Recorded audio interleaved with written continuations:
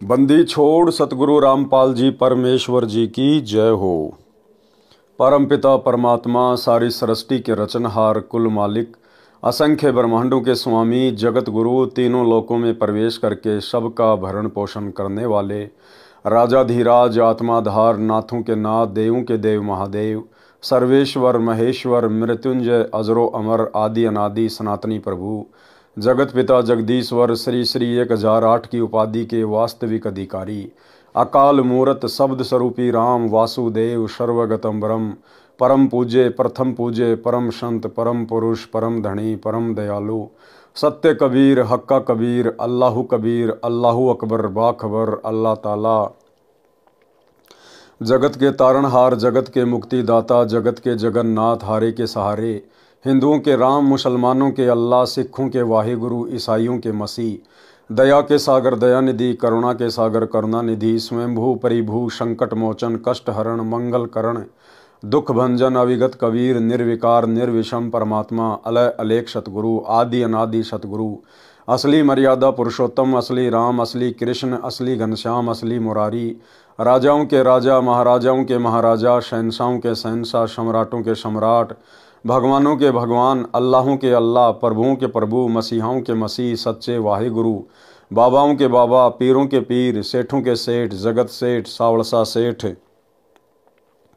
सर्वगुण संपन्न अनंत कोटि कलाओं के स्वामी अनंत कोटि ब्रह्मांडों के नायक योगियों में महायोगी ध्यानियों में महाध्यानी सिद्धों में परम सिद्ध ज्ञानियों में तत्वज्ञानी ब्रह्मज्ञानी महाज्ञानी परम ज्ञानी सर्वश्रेष्ठ ज्ञानी विज्ञानी युवा कबीर समरथ कबीर असमवात अमित ओजा सच्चे रहनुमा करीम अल्लाह सुभान अल्लाह दुनिया के अंतिम पैगंबर 8 सितंबर 1951 से गांव धनाना जिला सोनीपत हरियाणा भारतवर्ष की पावन भूमि पे प्रकट रियल कल की भगवान श्री नारायण साकार हरि श्री बाबा साहिब शब्द स्वरूपी राम संत श्रोमणी सतगुरु रामपाल जी परमेश्वर जी के चरण कमल में साध संगति से जुड़े हुए देश विदेश से आप और हम सभी सत्सेवक भाई बहनों का अनंत कोटि दंडवत प्रणाम।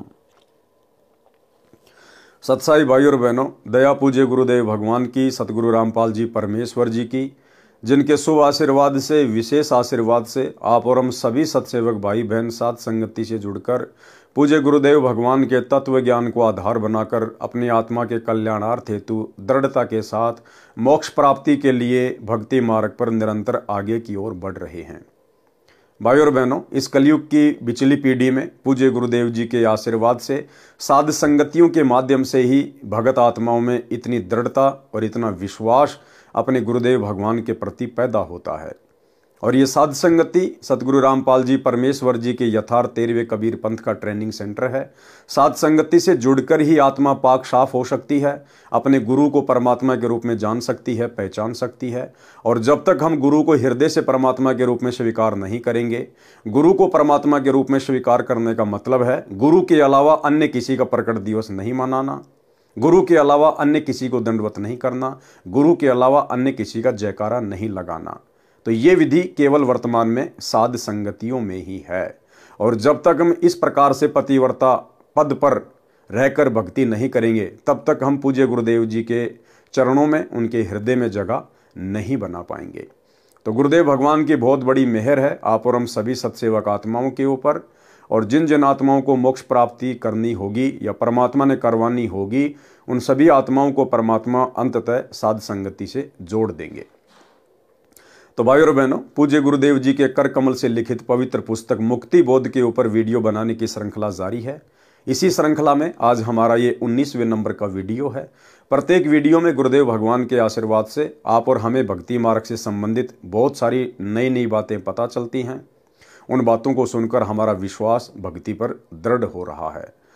तो आपने पिछले एपिसोड में पिछले वीडियो में आपने देखा कि मीराबाई की कथा जो गुरुदेव भगवान ने अपने कर कमल से लिखी है, उसमें गुरुदेव भगवान ने मीराबाई के विषय में बताया कि कैसे मीराबाई परमात्मा प्राप्ति के लिए प्रयास कर रही थी, कितनी दृढ़ता के साथ वो संघर्ष कर रही थी, कैसे मीराबाई को कबीर परमेश्वर जी की शरण प्राप्त हुई। और मीराबाई ने अपने विश्वास को दृढ़ करने के लिए श्री कृष्ण जी को रिझाया, उनको खुश किया और कैसे श्री कृष्ण जी के रूप में स्वयं कबीर परमात्मा सतगुरु रामपाल जी भगवान प्रकट हुए और मीराबाई की प्रत्येक शंकाओं का समाधान किया, जिससे मीराबाई भक्ति मार्ग पर दृढ़ होकर लग गई। तो आज हम आगे से कथा की शुरुआत करते हैं। रात्रि में मीरा जी ने भगवान श्री कृष्ण जी का आह्वान किया। त्रिलोकीनाथ प्रकट हुए। कौन प्रकट हुए? त्रिलोकीनाथ।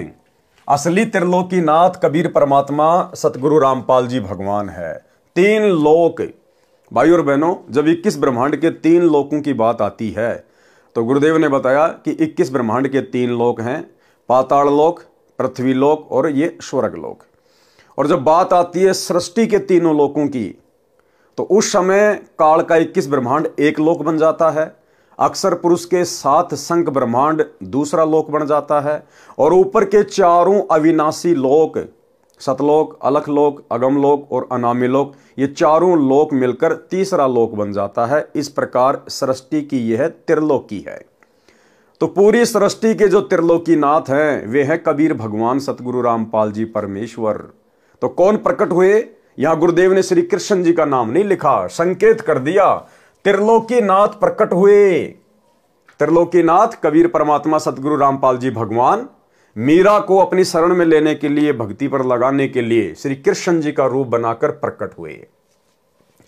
मीरा ने अपनी शंका समाधान के लिए निवेदन किया कि हे प्रभु, क्या आपसे ऊपर भी कोई परमात्मा है? एक संत ने सत्संग में बताया है, श्री कृष्ण जी ने कहा कि मीरा, परमात्मा तो है परंतु वह किसी को दर्शन नहीं देता। अब श्री कृष्ण जी इतनी आसानी से भला कैसे बता देगा? अपने ग्राहक इतनी आसानी से भला दुकानदार कैसे किसी दूसरी दुकान पर जाने देगा? लेकिन यहां तो स्वयं कबीर परमात्मा ही ये भूमिका कर रहे थे। हमने बहुत समाधि व साधना करके देख ली है। मीराबाई जी ने सत्संग में परमात्मा कबीर जी से यह भी सुना था कि उस पूर्ण परमात्मा को मैं प्रत्यक्ष दिखाऊंगा, सत्य साधना करके उसके पास शतलोक में भेज दूंगा। मीराबाई ने श्री कृष्ण जी से फिर प्रश्न किया कि क्या आप जीव का जन्म मरण समाप्त कर सकते हो? श्री कृष्ण जी ने कहा कि असंभव, कि मेरा खुद का जन्म मरण है। गीता अध्याय 4 श्लोक 5, गीता अध्याय 4 श्लोक 9, गीता अध्याय 10 श्लोक 2। स्वयं गीता ज्ञान देने वाला प्रभु कह रहा है कि अर्जुन, तेरे और मेरे बहुत जन्म हो चुके हैं। ये राजा और ये सेना पहले भी थी और आगे भी होगी। और ये ना सोच कि आगे तेरे जन्म नहीं होंगे या मेरे जन्म नहीं होंगे। अर्थात गीता ज्ञान देने वाला भी जन्म और मरण में है। तो भला फिर मीरा का जन्म मरण श्री कृष्ण जी कैसे समाप्त कर देता? तो श्री कृष्ण रूप में कबीर परमेश्वर ने सत्य बता दिया। श्री कृष्ण जी ने कहा कि असंभव। कबीर जी ने कहा था कि मेरे पास ऐसा भक्ति मंत्र है जिससे जन्म मरण सदा के लिए समाप्त हो जाता है। वह परम धाम प्राप्त होता है, जिसके विषय में गीता अध्याय 15 श्लोक 4 में कहा है कि तत्व ज्ञान तथा तत्वदर्शी संत की प्राप्ति के पश्चात परमात्मा के उस परम पद की खोज करनी चाहिए, जहां जाने के पश्चात भगत फिर लौटकर संसार में कभी नहीं आते। उसी एक परमात्मा की भक्ति करो। कौन कह रहा है? गीता का ज्ञान देने वाला। अगर दुनिया गीता ज्ञान देने वाला श्री कृष्ण जी को मानती है या काल को मानती है तो भैया वो दोनों कह रहे हैं कि भाई हमारे बस की बात नहीं है जन्म मरण का रोग समाप्त करना, 84 लाख योनियों के कष्ट से जीव को बाहर निकालना। वो तो कोई और ही परमात्मा है, उसकी जानकारी तो तत्वदर्शी संत देगा। और हाथ खड़े कर दिए कि उसी एक परमात्मा की भक्ति करो। यानी इस ब्रह्म ने, श्री कृष्ण ने, विष्णु ने, आप जो मर्जी समझो, इन्होंने हाथ खड़े कर दिए कि हमारी भक्ति से आपका जन्म मरण का रोग समाप्त नहीं हो सकता। बाकी हम आपको राजा बना देंगे, महाराजा बना देंगे, सेठ बना देंगे, लेकिन जन्म मरण का रोग समाप्त नहीं कर सकते। मीराबाई ने कहा कि हे भगवान श्री कृष्ण जी, संत जी कह रहे थे कि मैं जन्म मरण समाप्त कर देता हूं, अब मैं क्या करूं? मुझे तो पूर्ण मोक्ष की चाहत है। श्री कृष्ण जी बोले कि मीरा, आप उस संत की शरण ग्रहण करके अपना कल्याण कराओ। मुझे जितना ज्ञान था वो बता दिया। मीरा अगले दिन मंदिर नहीं गई, क्योंकि आस्था हट गई भाई और बहनों, आंखों के सामने सत्यता आ गई। सीधी संत जी के पास अपनी नौकरानियों के साथ जाकर दीक्षा लेने की इच्छा व्यक्त की तथा श्री कृष्ण जी से हुई वार्ता भी संत कबीर जी से साझा की। उस समय छुआछात चरम पर थी। ध्यान देना भाई और बहनों, उस समय छुआछात चरम पर थी। ठाकुर लोग अपने को सर्वोत्तम मानते थे। परमात्मा मान बढ़ाई वाले प्राणी को कभी नहीं मिलता, और अगर मिल भी गया उसके संस्कार के कारण तो परमेश्वर उसको हृदय से स्वीकार नहीं करेगा। अर्थात जाति और धर्म का अभिमान करने वाला भगत कभी भी सतगुरु की शरण में आने के बाद सतलोक प्राप्त नहीं कर सकता। ये तो 650 साल पहले की बात है। उस समय कोई तत्व ज्ञान नहीं था, इसलिए लोग अभिमान किया करते थे जाति का। लेकिन आज सतगुरु रामपाल जी परमेश्वर जी की शरण में आने के बाद भी साध संगति के अभाव से ज्यादातर भगत भाई बहनों के अंदर अपने ब्राह्मण होने का, अपने ठाकुर होने का, राजपूत होने का अभिमान कूट कूट के भरा हुआ है। एक आपको नमूना दिखा देता हूं। मध्य प्रदेश का सतलोक आश्रम से जुड़ा हुआ एक सारनामी भगत है, और किस प्रकार एक सतसेवक भाई के साथ में बदतमीजी से बात कर रहा है, अपने ठाकुर होने का अभिमान कर रहा है, गर्व कर रहा है।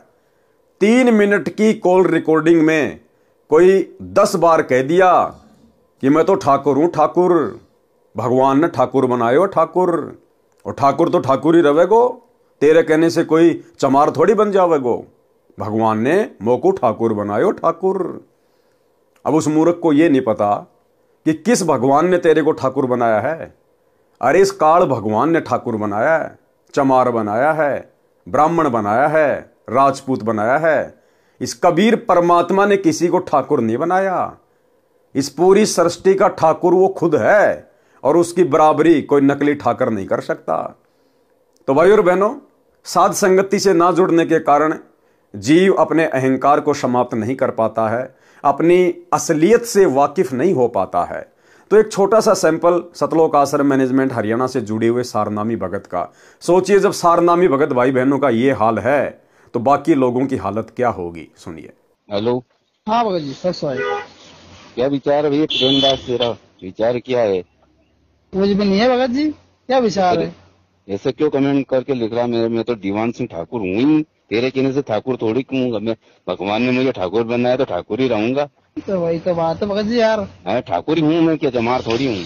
हाँ वही तो है, ठाकुर ही हूँ मैं तो, तेरे कहने से थोड़ी होगा यार। नहीं, तो तेरे कहने से मैं तेरे को ठाकुर बना दूंगा तो तू ठाकुर बन जाएगा क्या? नहीं बनना चाहूंगा। रांड का केबल से पटेल कहेगी तो पटेल दुनिया पटेल कहेगा तो बाजेगा वो। हाँ, के रांड पटेल तो पटेल थोड़ी कहवाएगा। नहीं वही बात है। हाँ। भगवान ने मुझे ठाकुर के घर में जन्म दिया है। हाँ सही बात। तो ठाकुर ही कहलाऊंगा। शेर का बच्चा शेर ही कहलाएगा, गीदड़ थोड़ी कहलाएगा। हाँ हाँ है सही बात। शेर के बच्चे को गीदड़ कह देगा, तेरे कहने से कोई तू उसको गीदड़ कह देगा तो कोई भी गीदड़ उसको गीदड़ थोड़ी बन जाएगा वो। हाँ नहीं कहेगा भगत जी। है तो मैं तो ठाकुर ही हूँ, ठाकुर के घर जन्म लिया है तो ठीक है भाई। अच्छी बात। तेरे कहने से कोई फर्क थोड़ी पड़ेगा मेरे को। सही बात है। और तू कुछ भी कहे भी देगा, मान लो मैं ठाकुर हूँ और तू कुछ भी बोलेगा तो उससे भी मेरे कुछ परिवर्तन नहीं पड़ना। भाई तू प्रेम है। हाँ, तो तेरा नाम प्रेम ही रहेगा। मैं बलवान दास और ताकत दास धर दूंगा तो वो थोड़ी बनेगा कहने से। सही बात है। हाँ, प्रेमदास से ही पहचाना जाएगा। भाई तेरे परिवार ने जो तेरा नाम रख दिया वही चलेगा, मेरे कहने से नाम दूसरा थोड़ी परिवर्तन होगा। सही बात है। तो मैं तो वो ठाकुर के घर में जन्म लिया तो ठाकुर ही कहलाऊंगा यार। सही बात है। लेकिन परमात्मा तेरे के भी तो कोई दूसरा विचार हो तेरा तो मेरे से तर्क कर। भाई वो लाला दास है, देवी दास, वो खास आदमी, उनसे कर विचार, मेरे से क्यों बात करता है इसी। उनसे तो वो कह रहे थे तेरी सारी बातें तुम आकी जब खोल रहे थे। कहाँ पे? उनसे कोई सत्संगों में बता रहे थे। वो क्या बता रहे थे भाई? अब मुझे क्या करना, तू उनसे बात कर, मुझे क्या करना, तेरे खास है तो उनसे करे ना बात। मैं तो पहले भी तेरा लिए अच्छा था और आज भी अच्छा रहूंगा, और आने वाले समय में भी मैं कभी मिलूंगा तो अच्छे ही मिलूंगा तेरे को। तेरी बात करना कि हाँ यार दीवान दास ही था ये। भाई भगत जी दास नहीं हो, आपके यूँ थोड़ी लिखे हो यार भगत जी। ना कोई वो वीडियो डाले तो कमेंट में तो कोई भाई भगत जी परमात्मा की अपन ने दिया डालेगा। भाई भगत जी परमात्मा कौन है? अब अगर अपन अभी भी अब तो तू मेरे पास उस गुरुद्रोही का वीडियो डाल रहा तो मैं उसको देखना नहीं पसंद करता हूँ। गुरु जी ने उसको गुरुद्रोही घोषित कर रखा है। भाई तेरे कहने से कुछ थोड़ी होगा। वही तो कहा मैंने कि ठाकुर रहेगा वो तो ठाकुर ही रहेगा। जब मेरे परमात्मा ने उसको गुरुद्रोही घोषित कर दिया पवन दास को, तो तू उसको गुरु मानने या कुछ भी मान, मैं तो उसको गुरुद्रोही मानूंगा नहीं। मेरे लिए परमात्मा है वो जो कहेंगे उस पे चलूंगा, तेरी बातों पे थोड़ी चलूंगा मैं। भाई भगत जी परमात्मा ने भी गुरु घोषित नहीं करा है। सुन ले प्रेमदास। हाँ हाँ पहले मेरी सुन ले, बीच में नहीं बोला था कुछ भी। तो भाई और बहनों, परमेश्वर ने कहा कि जाति अभिमान करने वाला कभी भी परमात्मा को प्राप्त नहीं कर सकता। मीराबाई की परीक्षा के लिए कबीर जी ने संत रविदास जी से कहा कि आप मीरा राठौर को प्रथम मंत्र दे दो, ये मेरा आपको आदेश है। संत रविदास जी ने आज्ञा का पालन किया। अब विचार करो भाई और बहनों, कबीर परमेश्वर जी ने रविदास जी को ही क्यों चुना मीरा को नाम दीक्षा देने के लिए? अगर कोई ये समझे कि परमात्मा ये चेक करना चाहते थे कि मीरा के अंदर जाति अभिमान है या नहीं है, क्योंकि जाति अभिमान भक्ति में नहीं चलता है, तो परमात्मा कबीर जी ने रविदास जी के पास मीरा को भेज दिया, क्योंकि रविदास जी वेल नोन थे और सबको पता था कि ये चमार जाति से हैं। और रविदास जी ने भी कह दिया था मीरा को कि मीरा, मैं हूं चमार जाति से, और देख आज तो तू मुझे अपना गुरु धारण कर रही है, कल को ये समाज ना जाने तुझे क्या क्या ताने मारेगा, चमार से नाम ले आई, फलाना दिखना, और उस समय अगर तेरे मन में जरा भी दोष आ गया तेरी भक्ति बर्बाद हो जाएगी। तो मीरा ने कहा कि आप मेरे पिताजी, मैं आपकी बेटी, बाढ़ में जाओ संसार। अगर आज भक्ति नहीं करी, जाति पाति के चक्कर में उलझी रही, कल को यदि मैं गधी या कुतिया बन के घूमूंगी, ये ठाकुर समाज मेरे कहां काम आएगा, क्या मेरी इज्जत रक्षा करेगा? अब भाई और बहनों, विचार करने की बात है। जाति अभिमान को देखने के लिए या मान बड़ाई को देखने के लिए ही कबीर परमेश्वर जी ने रविदास जी के पास मीराबाई को नहीं भेजा था, क्योंकि कबीर परमात्मा कौन से उस समय ब्राह्मण जाति में थे? कबीर परमात्मा भी तो जुलाहा जाति में थे। जुलाहा लोग तो उस समय इस तत्व ज्ञान के अभाव में चमार जाति से भी ज्यादा हे समझे जाते थे, घटिया समझे जाते थे। हालांकि परमेश्वर के मार्ग में, इस परमात्मा की सृष्टि में, उनके विधान में कोई जाति धर्म नहीं है, लेकिन अज्ञानी धर्मगुरुओं ने काल प्रेरणा से ये दीवारें समाज में खड़ी कर रखी हैं। तो कबीर परमात्मा उस समय खुद भी तो जुलाहा जाति में थे, एक भूमिका कर रहे थे। तो मात्र मीराबाई में जाति अभिमान को देखने के लिए रविदास जी के पास नहीं भेजा था। कबीर परमात्मा को पता था कि समाज में छुआछात कितनी है, लोग जाति अभिमान करते हैं। आने वाले समय में लोग थोड़ा बहुत दबेंगे, ज्यादा ऊपर मुंह उठा के बात नहीं करेंगे, जो अपने आप को क्षत्रिय समझते हैं, ठाकुर समझते हैं, राजपूत समझते हैं, क्योंकि उनके ऊपर एक बंदिश होगी कि भाई अगर तुम इतने बड़े ठाकुर हो, इतने बड़े राजपूत हो, तो मीराबाई ने फिर 600 साल पहले रविदास जी से, जो कि चमार जाति से थे, उनसे उपदेश क्यों लिया? ठाकुरों का गुरु तो चमार है। मीराबाई राठौड़ जाति से थी, ठाकुर थी, और उसने अपने आत्म कल्याण के लिए जाति पाति को नहीं देखा। रविदास जी से, चमार जाति के संत से जाकर उपदेश ले लिया। फिर तुम आज वर्तमान में क्यों जाति पाति के चक्कर में पड़े हो? तो ये बहुत सारे कारण थे भाई और बहनों। परमात्मा ने इसलिए स्वयं ही रविदास जी का रूप बनाया। रविदास जी ने मीराबाई को उपदेश नहीं दिया, क्योंकि रविदास जी तो एक भगत थे, और ये पांचों मंत्र की दीक्षा किसी भगत को देने के आदेश नहीं है इस परमात्मा के। किसी भी युग में इतिहास उठा के देख लो आप, 650 साल पहले धर्मदास जी परमात्मा के परम भगत थे, और कबीर परमात्मा ने धर्मदास जी को भी आदेश नहीं दिया पांचों मंत्रों की दीक्षा के लिए। धर्मदास के 80 साल की उम्र में जो पुत्र हुआ था चूड़ामणि और मुक्तामणि, परमात्मा ने उसको आदेश दिया था आगे दीक्षा देने के लिए, ना कि धर्मदास को। तो भला रविदास को कैसे आदेश दे देंगे? तो ये सारे खेल भाई और बहनों कबीर परमेश्वर ने स्वयं ही खेले थे। ये मेरा आपको आदेश है। संत रविदास जी ने आज्ञा का पालन किया। संत कबीर परमात्मा जी ने मीरा से कहा कि बहन जी, वो बैठे संत जी, उनके पास जाकर दीक्षा ले ले। बहन मीरा जी तुरंत रविदास जी के पास गई और बोली, संत जी दीक्षा देकर कल्याण करो।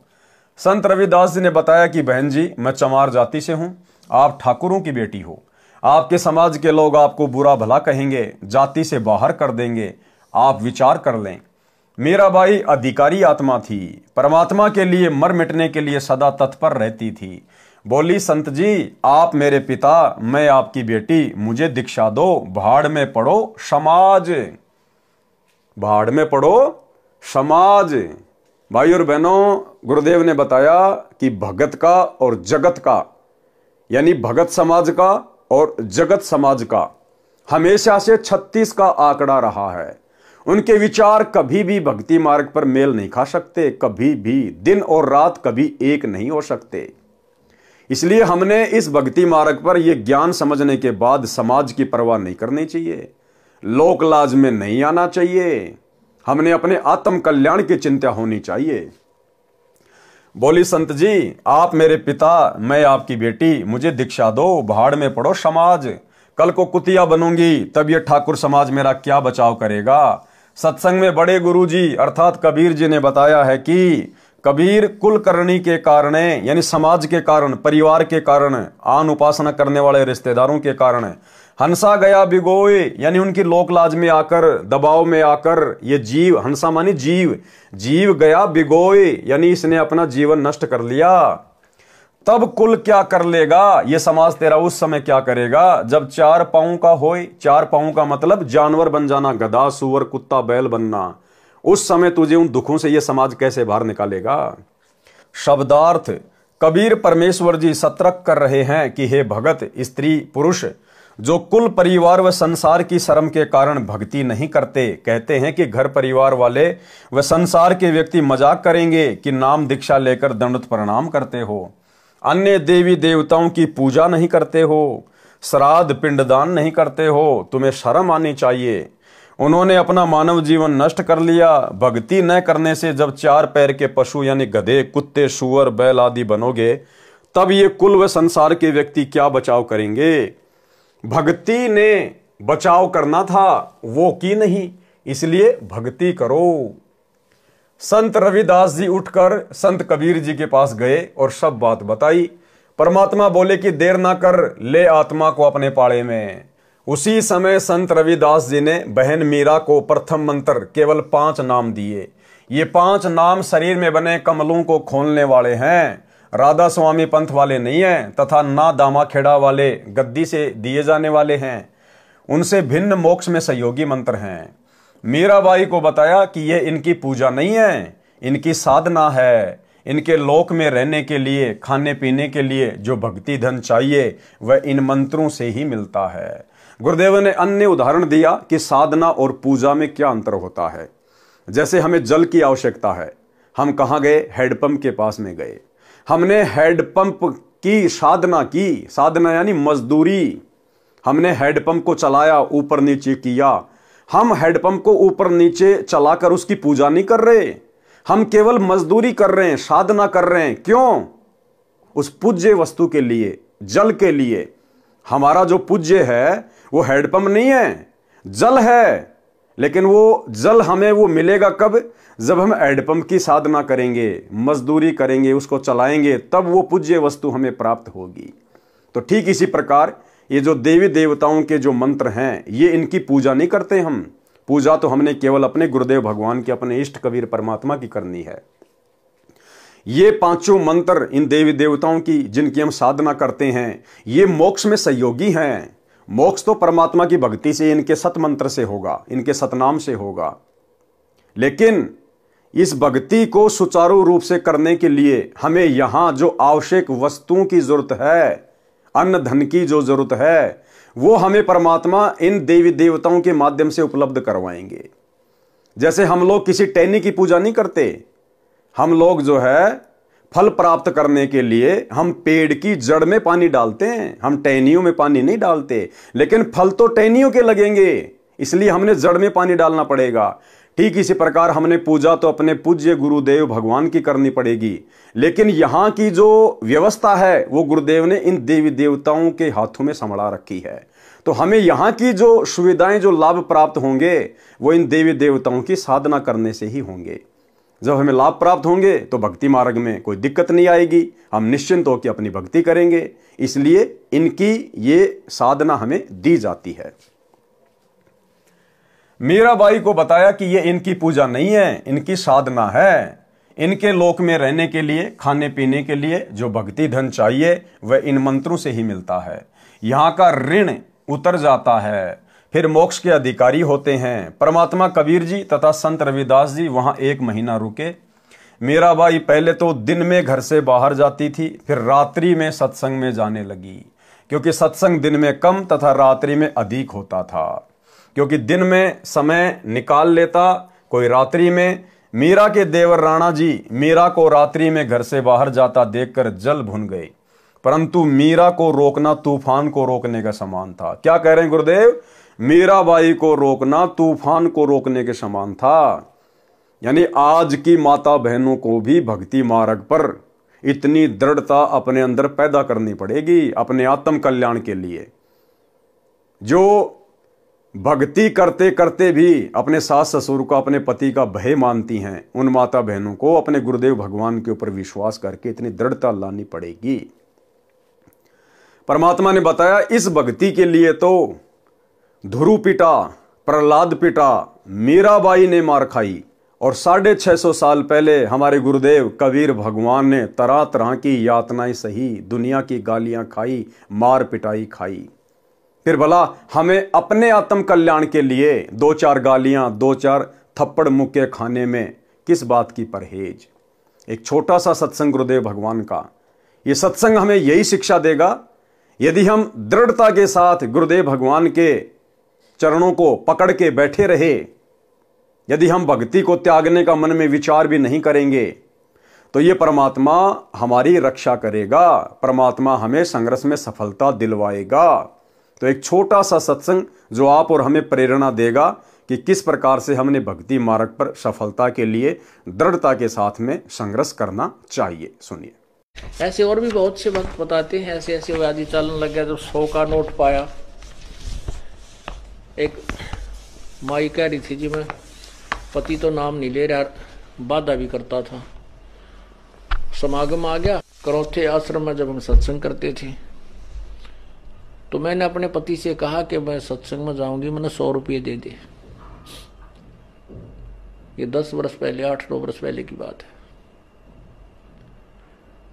वो कहने लगा मैं तेरे को चवन्नी नहीं दूं, और तो तीसरे दिन झोला ठावे और वहां चली जाती है।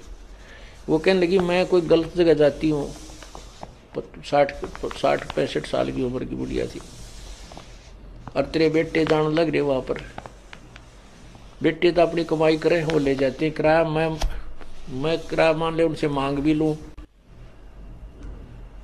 तो नखरे करता है, क्योंकि बेटे अलग हो रहे हैं, उनसे थोड़ा द्वेष रखता है। उनसे कैसे ले लेगी, वहां जाओ भी नहीं गी।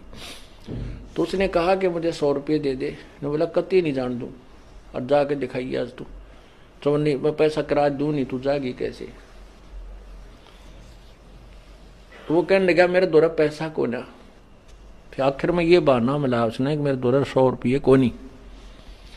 वो क्या कहती है उसकी पत्नी कि मैं तो बैठकर रोने लगी, जहां पूजा स्थल है रोने लगी है। भगवान देख कौन बनी।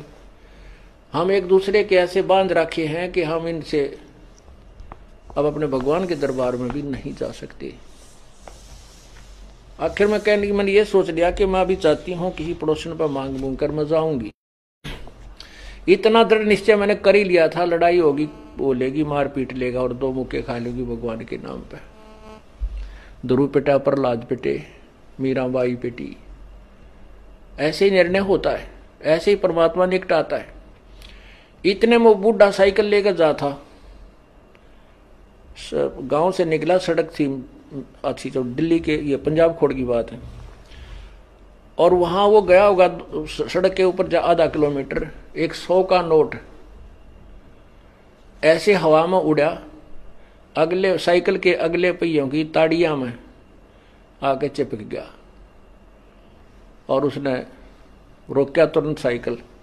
100 का नोट ताजा, उसकी तो घीघी बंद की, घबरा गया, उल्टा आया, आकर ने बोला ले भगवान, तेरे भगवान ने भेज दिया, तेरा 100 का नोट ले जा।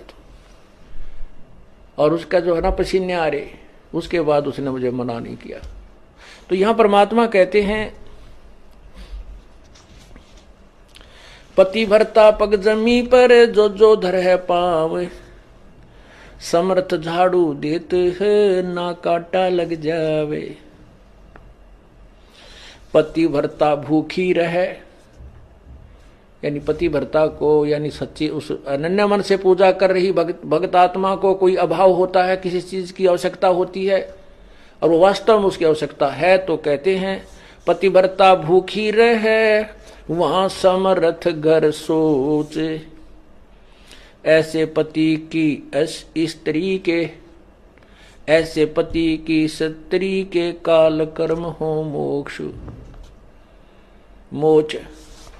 कहते हैं जैसी भक्त आत्मा जब दुखी होती है तो भगवान के दरबार में भी चिंता बन जाती है, और ऐसे पति की स्त्री के काल कर्म हो मोक्ष, जो ऐसी दृढ़ता के साथ, समर्पण के साथ, पूरे विश्वास के साथ भगवान पर लगती है, उसके नाम पर, कहते हैं उन्हीं का मोक्ष होता है, उन्हीं के पाप कर्म नष्ट होते हैं।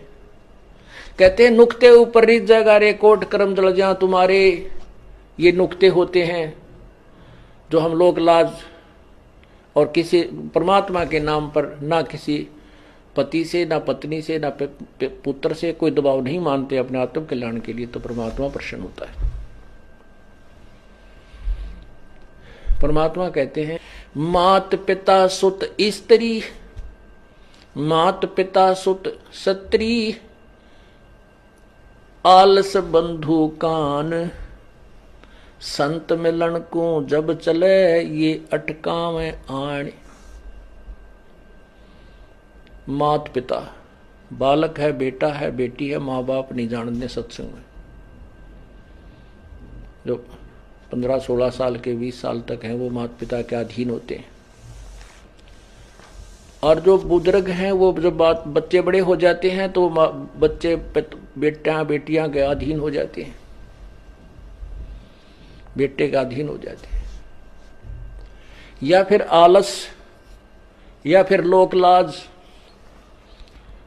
जैसे आप यहाँ सत्संग में आते हैं, कोई ना कोई जरूर टकरा देगा, कहाँ चले, बेरा है सत्संग में जान दोगे, थारा तो पाँव लिकट रहा है, तीसरे दिन वहां बैठे रहते हो, तो इस तरह के श्लोक सुना देते हो, और आप जो ज्ञान में कमजोर है इन बातों से दबाव मानने लग जाता है, और फिर वो आना भी कम कर देता है, उसको ज्ञान नहीं है। इसके लिए परमात्मा कहते हैं कि मात पिता सुत स्त्री और आलस बंधु कांड, बंधु कांड माने लोक लाज, अपने मित्रों के वो कहे हुए व्यंग्यात्मक बातों से झिझक जाना। कहते हैं सतगुरु मिलन को जब चला ये अटकावे आण, ये आके आंट लावेंगे, किधर बेटा क्या माँ बाप या स्त्री ऐसी निकम्मी हो जाएगा दी बेबे, बस जी का धाड़ बन जाती है इस भगत के, या फिर लोक लाज, या खुद आलस कर जा, फिर देखोगे, फिर अगले बार देखेंगे, सर्दी ज्यादा है, गर्मी घनी है। इनका अटकाया ना अटके जो सतगुरु दर्श को जाए, कहे कबीर सो संत है भाई आवागमन निसावे। कहते नुक्ते ऊपर रित जगह, ऐसे हम थोड़ी बहुत भगवान के लिए पापीटिया करेंगे, संघर्ष करेंगे तो हमारे निकट आएगा, और केवल बात बनाते हैं परमात्मा या कोई भी क्रिया पूरी नहीं हो सकती। जैसे अब यहाँ कौन आएंगे, वो आएंगे जो पूर्ण रूप से परिचित हो चुके हैं इस ज्ञान से। परंतु मीरा को रोकना तूफान को रोकने के समान था, इसलिए राणा जी ने अपनी मौसी जी यानी मीरा की माता जी को बुलाया और मीरा को समझाने के लिए कहा कि इसने हमारी इज्जत का नाश कर दिया। बेटी माता की बात मान लेती है। मीरा की माता ने मीरा को समझाया, मीरा ने उसका तुरंत उत्तर दिया। शब्द सत्संग में जाना मीरा छोड़ दे, सत्संग में जाना मीरा छोड़ दे। हाय मारी लोग करें तकरार, सत्संग में जाना मीरा छोड़ दे। अब मीरा की माता जी को राणा ने बुला लिया कि हो सकता है भाई माँ की बात बेटी मान जाए। तो मीरा की माँ ने मीरा को क्या समझाया? सत्संग में जाना मीरा छोड़ दे, सत्संग में जाना मीरा छोड़ दे। हाय मारी लोग करे तकरार, सत्संग में जाना मीरा छोड़ दे। मीरा की माँ ने कहा कि लोग तरह तरह की बातें कर रहे हैं, तेरी लड़की रात को जाती है, पता नहीं कहाँ जाती है, कैसे कैसे लोगों के बीच में ठाकुरों की लड़की होके बैठती है, समाज की नाक कटवा दी है। यानी मीरा को सत्संग में जाने से रोकने के लिए काल प्रेरणा से उसकी माँ ने बहुत तरह से समझाया। लेकिन भाई मीरा को तो परमात्मा चाहिए था, और जिन आत्माओं को सतगुरु चाहिए, जिनको अपना आत्म कल्याण करवाना होता है, गुरुदेव कहते हैं फिर वो समाज की चाल में नहीं फंसती, वो फिर किसी की नहीं सुनती। तो मीरा ने फिर क्या कहा, सत्संग में जाना मेरा ना छूटेरी, सत्संग में जाना मेरा ना छूटेरी। हाय चाहे जल के मरो सन सारे, सत्संग में जाना मेरा ना छूटेरी। हाय चाहे जल के मरो सन सारे, सत्संग में जाना मेरा ना छूटेरी। फिर मीरा की माँ ने किस प्रकार से मीरा को डराना चाहा, थारे सत्संग के राह में ये, थारे सत्संग के राह में ये।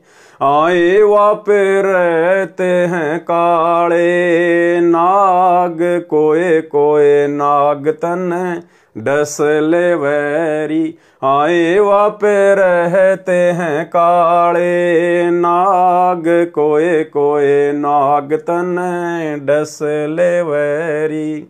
अब मीरा की माँ ने डराया कि ये डर जाएगी और सत्संग में जाना छोड़ देगी रात को, कि दूध जब सत्संग में जाती है ना तो रास्ते में बड़े बड़े जहरीले काले काले नाग सर्प रहते हैं, और कोई कोई सर्प तेरे को डस लेगा, मर जाएगी, पानी भी नहीं मांगेगी। तो मीरा ने अपने गुरुदेव भगवान के ऊपर विश्वास करके क्या जवाब दिया, जब गुरु मारे मेहर करेरी, जब गुरु मारे मेहर करेरी। आए वो तो सर्प गंडे वे बने जावे, सत्संग में जाना मेरा ना छूटेरी। आरी वो तो सर्प गंडे वे बने जावे, सत्संग में जाना मेरा ना छूटेरी। कि माता जी, यदि मेरे गुरुजी मेरे ऊपर प्रसन्न हैं, यदि मेरे गुरुजी मेरी मर्यादाओं से, मेरी भक्ति से, मेरे संघर्ष से अगर प्रसन्न हैं, तो मेरे गुरुजी के प्रताप से, उनके आशीर्वाद से वो जहरीली से जहरीला कोबरा सांप भी गंडेवा बन जाएगा, केचुआ। बारिश के टाइम पे छोटे छोटे आते हैं ना वो केचुए, जो किसी को काटते नहीं, किसी को खाते नहीं, उनमें जहर नहीं होता। तो मीरा ने कहा कि मेरे गुरुजी इतने समर्थ हैं, इतने शक्तिशाली हैं, वो जहरीले से जहरीला सर्प भी केचुआ बन जाएगा मेरे गुरुजी के आशीर्वाद से। अब भाई और बहनों, विचार करने की बात है। लिख कौन रहे शब्द को? सतगुरु रामपाल जी भगवान। अब आप विचार कीजिए, यदि हम मर्यादित भक्ति करेंगे, यदि हम भगत मर्यादित भक्ति करेंगे, गुरु के आशीर्वाद में चलेंगे, उनके वचन में चलेंगे, और यहां मीराबाई इतने विश्वास के साथ कह रही है, और किया परमात्मा ने उसके साथ, उसके जहर को परमात्मा ने अमृत में बदल दिया। तो मीरा ने कहा कि वो सांप भी केचुआ बन जाएगा मेरे गुरुजी के आशीर्वाद से। तो भाई और बहनों, विचार करो, ऐसा परम संत, ऐसी महान शक्ति क्या सतलोक आश्रम करोथा में और सतलोक आश्रम बरवाला में बॉडीगार्डों की फौज रखेगा? तो विचार करो, वो बॉडीगार्ड कौन थे? गुरुदेव भगवान की बॉडी की रक्षा के लिए, जिस भगवान की बॉडी नहीं है, जो भगवान पांचों तत्व के शरीर में नहीं है। हम रोज नित्य नियम में पढ़ते हैं, वाणी संख्या 23 या 24 में, गरीब ऐसा सतगुरु हम मिल्या तेज पुंज के अंग, और झिलमिल नूर जहूर है नर रूप श्वेत रंग। गरीब ऐसा सतगुरु हम मिला तेज पुंज की लोय, लोय मानी शरीर, जिनका शरीर तेज पुंज का है, मुझे ऐसे गुरुदेव भगवान मिले हैं। तन मन अर्पू शीस को होनी होय सो होय। और फिर हम पढ़ते हैं गरीब ऐसा सतगुरु हम मिला बेपरवाह अबंध, परम हंस पूर्ण पुरुष रोम रोम रविचंद। तो ऐसा सतगुरुदेव भगवान जिनका नूरी शरीर है, 5 तत्व का शरीर नहीं, हार्ड मांस की जिनकी बॉडी नहीं, जो शब्द स्वरूपी है, क्या ये परमात्मा अपनी बॉडी की सुरक्षा के लिए बॉडीगार्ड रखेगा? और वो भी 10-10, 15-15 बड़ी बड़ी बंदूकें, स्टेन गन, एक बार में 12-12 गोलियां निकाले।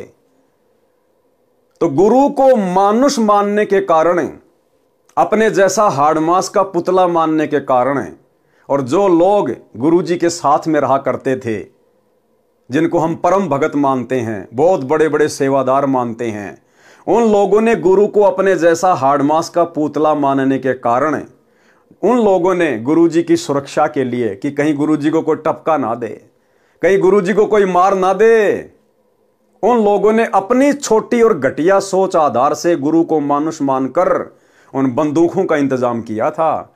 बॉडीगार्ड बने फिर रहे थे। और बॉडीगार्ड बनने के बाद भाइयों और बहनों फिर मान बढ़ाई और अहंकार तो प्रथम है। दास देखा करता था सतलोक आश्रम बरवाड़ा में, बंदूक यहां लगा के पिस्तौल और नीचे का मुंह दिखा के चला करते थे कि भक्तों को दिखे कि मैं गुरु जी का बॉडीगार्ड हूं। ये मान बढ़ाई पैदा करती हैं ये चीजें। इस परमेश्वर को आवश्यकता नहीं है। अरे जो तीनों लोकों में प्रवेश करके सबकी सुरक्षा करता है, सबका धारण पोषण करता है, उसको सुरक्षा की आवश्यकता है क्या? इसको सिक्योरिटी की आवश्यकता है क्या? तो ये तो गुरु को मानुष मानने के कारण उन बड़े बड़े परम भक्तों ने अपनी छोटी सोच आधार से ये क्रियाक्रम सेट कर रखा था। अब आने वाले समय में जब इस परमेश्वर की समर्थता, इसकी महत्वता, इस परमेश्वर की शक्ति जब पूरे संसार में होगी, पूरे ब्रह्मांड में होगी, वो तो ऑलरेडी पहले से है ही, उसी की शक्ति से सब कुछ चल रहा है। लेकिन आप और हमारी बुद्धि विकसित नहीं है, इसलिए हम नहीं समझ पा रहे। जब आप और हमारी बुद्धि विकसित होगी, हम इस परमेश्वर को पहचानेंगे परमात्मा के रूप में, तो इनका कोई बॉडीगार्ड नहीं होगा, इनका कोई सिक्योरिटी गार्ड नहीं होगा। हाँ, व्यवस्था बनाए रखने के लिए जरूर जो है भाई बहन सेवादार के रूप में रहेंगे, लेकिन वो लंबी लंबी बंदूकें लेके नहीं, क्योंकि पता चल जाएगा ये तो शब्द स्वरूपी राम है। 1 सेकंड में शरीर को नष्ट कर ले, 1 सेकंड में ये अपने शरीर को धारण कर ले। इसको मारने में कौन समर्थ है? तो परमेश्वर की समर्थता का जब ज्ञान हो जाएगा तो फिर जीव अपनी सोच आधार से ऐसी हरकत नहीं करेगा। तो मीरा बाई ने कहा कि माताजी मुझे क्या डरा रही हो? मेरे परमात्मा, मेरे सतगुरु के रहते सहते मुझे सांप लड़ जाए, और लड़ भी जाएगा तो मेरा कुछ बिगाड़ नहीं पाएगा। परमात्मा उसके जहर को पानी बना देगा, मेरे को शीतलता ही देगा। फिर उसकी मां ने और तरीका अपनाया। थारे सत्संग के राह में ये, थारे सत्संग के राह में हाय वापे रहते हैं बबरी शेर, कोए कोए शेर तन खा ले वैरी। आए वापे रहते हैं बबरी शेर, कोए कोए शेर तन खा ले वैरी। बोले बेटी, बड़े बड़े बबरी शेर भी रहते हैं वहां रास्ते में, और तेरे को तो एक ही भटके में खा जाएंगे वो बबरी शेर। मीराबाई को डराने का प्रयास कर रही उसकी मां। मीराबाई ने क्या कहा? जब गुरु मारे मेरे करेरी, जब गुरु मारे मेहर करेरी। कौन से गुरु? ये कबीर भगवान सतगुरु रामपाल जी। जब गुरु मारे मेहर करेरी, जब गुरु मारे मेहर करेरी। आए वो तो शेरा के गिद्दड़ बने जावे, सत्संग में जाना मेरा ना छूटेरी। आए वो तो शेरा के गिद्दड़ बने जावे, सत्संग में जाना मेरा ना छूटेरी। माँ, वो तेरे जो बबरी शेर है ना, वो गिद्दड़ बन जाएंगे, गिद्दड़। पूंछ को दबा के दौड़ जाएंगे मेरे को देखते ही, मेरे सतगुरु के प्रताप से, मेरे सतगुरु के आशीर्वाद से। तो किसको डरा रही है मां?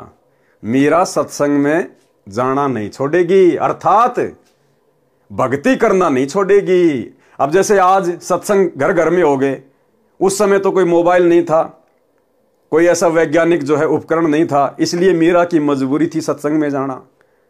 आज वर्तमान में जैसे हमारे गुरुदेव भगवान हिसार जेल में बैठे हैं, तो हमने किसी आश्रम में धक्के खाने की जरूरत नहीं है।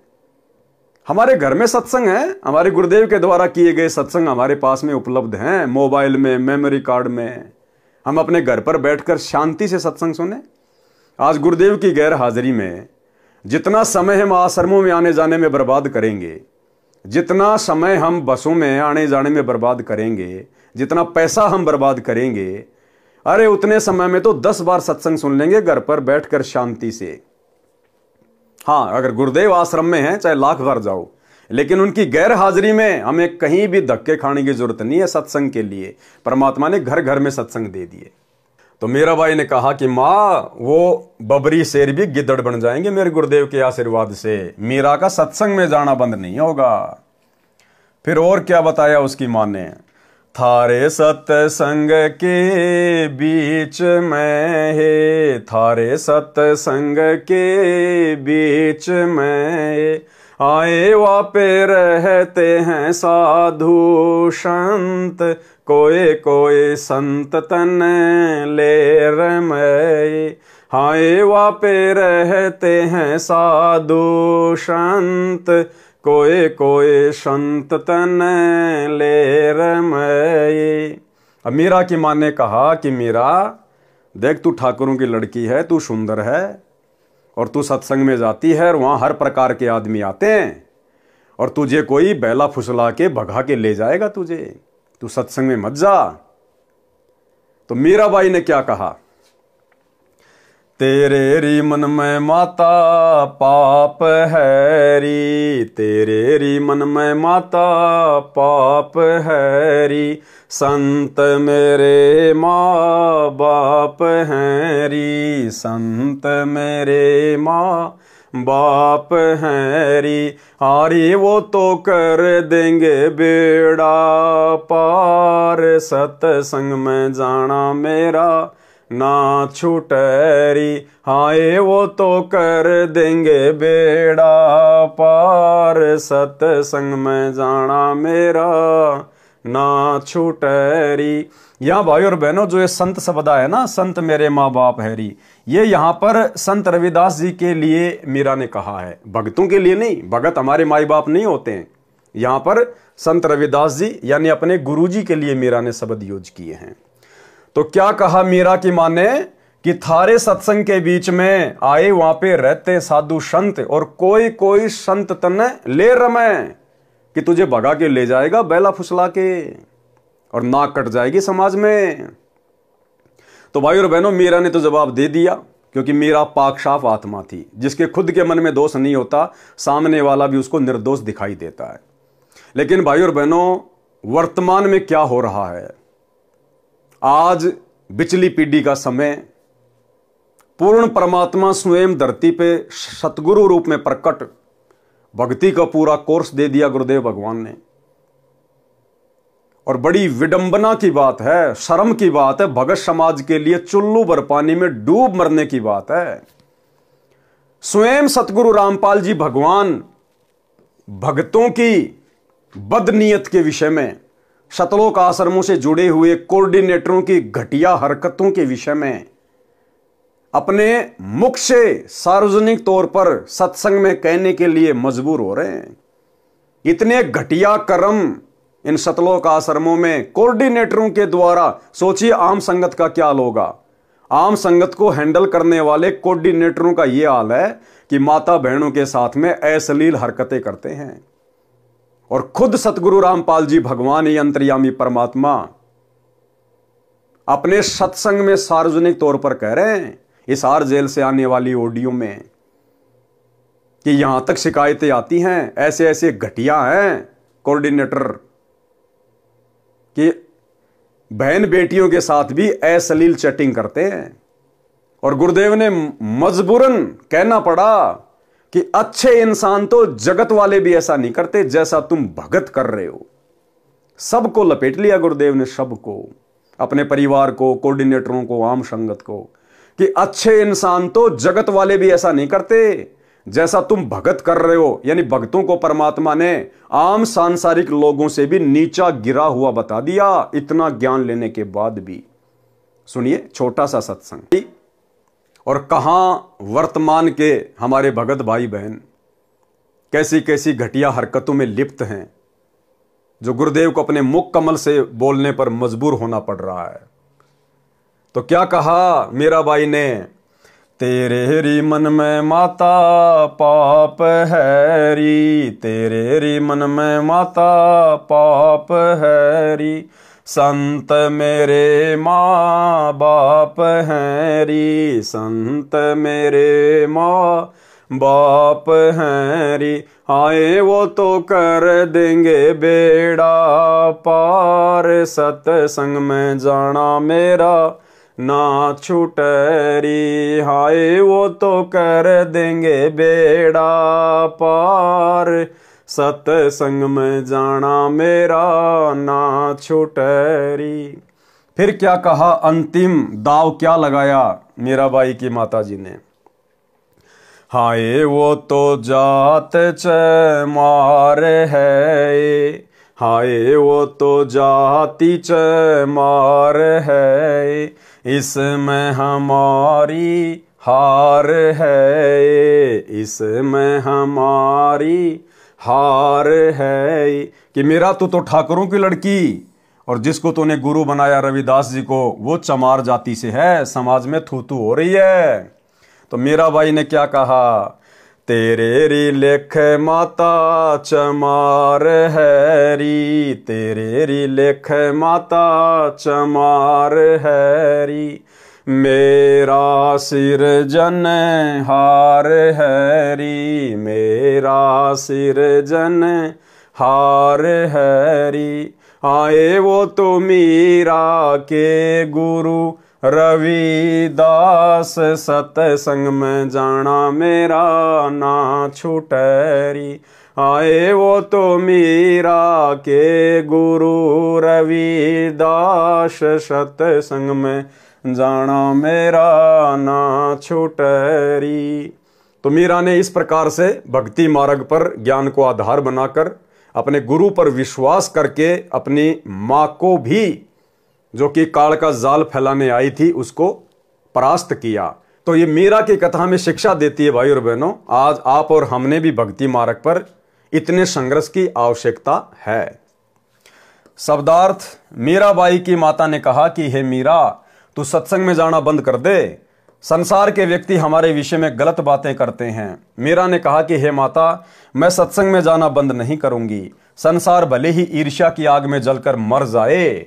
माता ने मीरा को भय कराने के लिए बताया कि जिस रास्ते से तू रात्रि में सत्संग सुनने के लिए जाती है, उस रास्ते में सर्प तथा सिंह रहते हैं, वे तुझे मार देंगे। मीरा ने उत्तर दिया कि मेरे गुरुजी इतने समर्थ हैं, वे कृपया करेंगे तो सिंह तो गिद्दड़ की तरह व्यवहार करेंगे, गिद्दड़ की तरह, और सर्प ऐसे निष्क्रिय हो जाएंगे जैसे गंडे हुए प्राणी होते हैं, जो सर्प जैसे आकार के होते हैं परंतु 6 या 8 इंच के लंबे और आधा इंच गोलाई के मोटे होते हैं, वे डसते नहीं हैं। मीरा की माता ने फिर कहा कि सत्संग सुनने वाले स्थान पर कुछ युवा भगत पुरुष भी रहते हैं, कोई तेरे को कहीं ले जाएगा और गलत कार्य करेगा। और आज तो भाई और बहनों, पुस्तक सेवा के बहाने आज की मीराबाइयां जानबूझ के गलत कार्य करती हैं, जानबूझ के। मैं तुमसे मिलने आई पुस्तक सेवा के बहाने, अपनी रमणी की बातें खुद ही सेट कर लेते हैं, माँ बाप जाओ भाड़ में। ये है वर्तमान की मीराबाइयों की हालात। मीरा ने उत्तर दिया कि हे माता, आपके मन में दोष है, इसलिए आपके मन में ऐसे विचार आए। अब ये मत कहना कि पवन दास के मन में दोष है इसलिए बोल रहा है। मैंने तो वो भाषा बोली है जो पूज्य गुरुदेव भगवान ने हिसार जेल से ऑडियो बनाकर भेजी है, एज इट इज आपको सुनाई है मैंने। मेरे मन में कोई दोष नहीं है, मेरे लेखे तो बाढ़ में जाओ, मेरा क्या बिगाड़ लेंगे भाई। हम तो केवल आप लोगों को जागरूक कर रहे हैं, सचेत कर रहे हैं कि गुरु की गैर हाजिरी में इन आश्रमों में धक्के खाने मत जाओ, घर बैठ के भक्ति करो। ये परीक्षा चल रही है, क्या पूरी जिंदगी ऐसे धक्के खाओगे क्या? अरे जब गुरु सतलोक चला जाएगा फिर क्या करोगे? फिर भी क्या धक्के खाओगे? तो गुरु वर्तमान में हिसार जेल में बैठ के यही तो रिहर्सल देख रहा है कि सोचो यदि मैं बरवाला कांड के बाद सतलोक चला जाता किन्हीं कारणों से, तो मेरे पीछे से ये तो इसी प्रकार से डंडे के यार बन के घूमते। जैसे पशु डंडे का यार होता है, उसको भय दिखा के उसको चलाया जाता है, ऐसे आज ये कोऑर्डिनेटर डंडा दिखा दिखा के फर्जी आदेशों का पीला पर्चा निकाल के डरा धमका के आप लोगों से अपना उल्लू सिद्ध कर रहे हैं। हे माता, वे संत व भगत तो मेरे माता पिता के समान हैं, वे ऐसा गलत कार्य नहीं करते। मीरा की माता ने छुआछात के कारण मीरा को रोकना चाहा, कहा कि हे मीरा, तेरा गुरु रविदास तो अनुसूचित जाति का चमार है, इससे हम राजपूतों की बेइज्जती हो रही है, सत्संग में जाना बंद कर दे। मीरा ने कहा कि हे माता, आपके विचार से मेरे गुरुजी अनुसूचित जाति के चमार हैं, मेरे लिए तो मेरे परमात्मा हैं, मैं उनकी बेटी, वे मेरे पिता हैं, सत्संग में जाना बंद नहीं होगा। कुछ वर्ष के पश्चात अपने देवर के अत्याचारों से परेशान होकर घर त्याग कर वृंदावन में चली गई। यानी मीरा ने घर छोड़ा, लेकिन विशेष परिस्थितियों में जब बात हद से ज्यादा बढ़ गई, बेचारी भक्ति नहीं कर पा रही थी, तब कहीं जाकर मीरा ने घर छोड़ने का निश्चय किया। और भाइयों और बहनों, मीरा के घर छोड़ने से उस घर पर कोई दिक्कत नहीं आनी थी, लेकिन आज आप और हम भगत भाई बहनों ने संघर्ष करना है। यदि परिस्थितियां बद से बदतर हो जाएं कि आपकी भक्ति हो ही नहीं रही, तो फिर सोच समझ कर आप जी ने अपना कदम उठाना है, अपना आगे का देख कर कि मैं आगे क्या करूंगा, कहां रहूंगा, क्या काम धंधा करूंगा, क्या खाऊंगा, क्या खाऊंगी, तब कहीं जाकर अपना कदम उठाना है। अन्यथा संघर्ष करना है। संघर्ष करेंगे तो परमात्मा साथ देगा वर्तमान में, क्योंकि मालिक को पता है कि ये आत्माएं कितनी कमजोर हो चुकी हैं, ये मीराबाई की तरह संघर्ष नहीं कर सकती। इसलिए परमात्मा हमारा साथ देगा। यदि हम थोड़ा बहुत भी संघर्ष करेंगे, तो थोड़ी बहुत गालियां खा लेंगे, 2-4 मार डुक्के खा लेंगे, तो परमात्मा हमारा साथ देगा। और यदि फिर भी परिस्थितियां बद से बदतर हैं, तो उसी स्थिति में आप और हमने घर छोड़ना चाहिए, जब हम अपना आगे का देख लें कि आगे मेरा ठिकाना क्या होगा। अगर किसी भगत भाई बहन के घर पे जाके बैठना है, तो अपना घर मत छोड़ना, फिर इससे अच्छा तो अपने घर में पड़े रहना फिर, क्योंकि भगत का भगवान के अलावा दूसरा कोई नहीं है। भगत भी आपको 2 दिन रख लेगा, 10 दिन रख लेगा, ज्यादा से ज्यादा 1 महीना निकाल देगा। हो सकता है आपको शर्म के मारे ना बोले, लेकिन उसके अंदर फिर वही बातें चलना शुरू हो जाएंगी कि मैंने तो आफत मोल ले ली, मैंने इसको नहीं बुलाना चाहिए था। तो हम किसी और की आत्मा दुखी करें, किसी और की भक्ति में भंग डालें। इससे अच्छा मीराबाई की तरह, ध्रुव की तरह, प्रहलाद की तरह, हमारे परमात्मा की तरह 2-4 थप्पड़ मुक्के खा के ही नीचे गर्दन करके घर में पड़े रह के अपनी भक्ति पे लगे रहें। भाई परमात्मा का वचन टूटता नहीं है। परमात्मा कहते हैं राम नाम रटते रहो जब तक घट में प्राण, और कभी तो दीनदयाल के भिनक पड़ेगी कान। अरे कभी तो परमात्मा आपके संघर्ष को देखते हुए आपकी सुनेगा। तो हमने संघर्ष करना है, हमने छोटी छोटी बातों पे घर छोड़कर नहीं जाना है। कुछ वर्ष के पश्चात अपने देवर के अत्याचारों से परेशान होकर घर त्याग कर वृंदावन में चली गई। वहां कबीर परमात्मा जी एक साधु के वेश में गए, ज्ञान चर्चा हुई। तब मीरा को ज्ञान हुआ कि अभी आगे की पढ़ाई शेष है। यानी केवल प्रथम मंत्र का जाप संत रविदास जी ने दे रखा था। परमात्मा कबीर जी ने सतनाम की दीक्षा दी। मीरा जी को वही रूप दिखाया जिस रूप में संत रविदास जी के साथ सत्संग में मिले थे। मीरा जी का फिर मानव जन्म अब वर्तमान के भक्ति युग में होगा। देखो क्या कह रहे हैं परमात्मा, अब ये सारे रहस्य धीरे धीरे खुलने लग जाएंगे। ये चीजें तो आप और हमारे सामने आज आ रही हैं, और ये दास पिछले 8 वर्षों से साथ संगति के वीडियो के माध्यम से आप भाई बहनों को कहता आया है कि सतयुग से लेकर वर्तमान समय तक एक भी आत्मा पूर्ण मोक्ष प्राप्त नहीं कर पाई, कोई भी सतलोक नहीं जा पाया। हाँ, जो पहले के, जो कलयुग के पिछली पीढ़ी वाले समय निकल चुके हैं अनंत बार, उनमें असंख्य आत्माएं पार हो चुकी हैं। लेकिन वर्तमान जो ये चौकड़ी चल रही है चतुर्युग की, सतयुग, त्रेता, द्वापर और वर्तमान समय, और इन वर्षों में, लाखों वर्षों में परमेश्वर ने जितनी भी आत्माओं को प्रकट होकर अपनी शरण में लिया है, जिन बड़े बड़े महापुरुषों का, भक्तों का हम नाम सुनते हैं, 64 लाख भगत परमात्मा के 650 साल पहले हुए थे, अभी तक उनमें से एक भी आत्मा पार नहीं हो पाई, एक भी आत्मा, क्योंकि पार होने का समय तो ये है वर्तमान का। तो अब देखो गुरुदेव भगवान सात संगति की प्रत्येक बातों का समर्थन करते जा रहे हैं, प्रत्येक बातों का। मीराबाई का भी पूर्ण मोक्ष नहीं हुआ अभी तक। क्या कह रहे हैं गुरुदेव? मीरा जी का फिर मानव जन्म अब वर्तमान के भक्ति युग में होगा, इस कलयुग की बिचली पीढ़ी में होगा।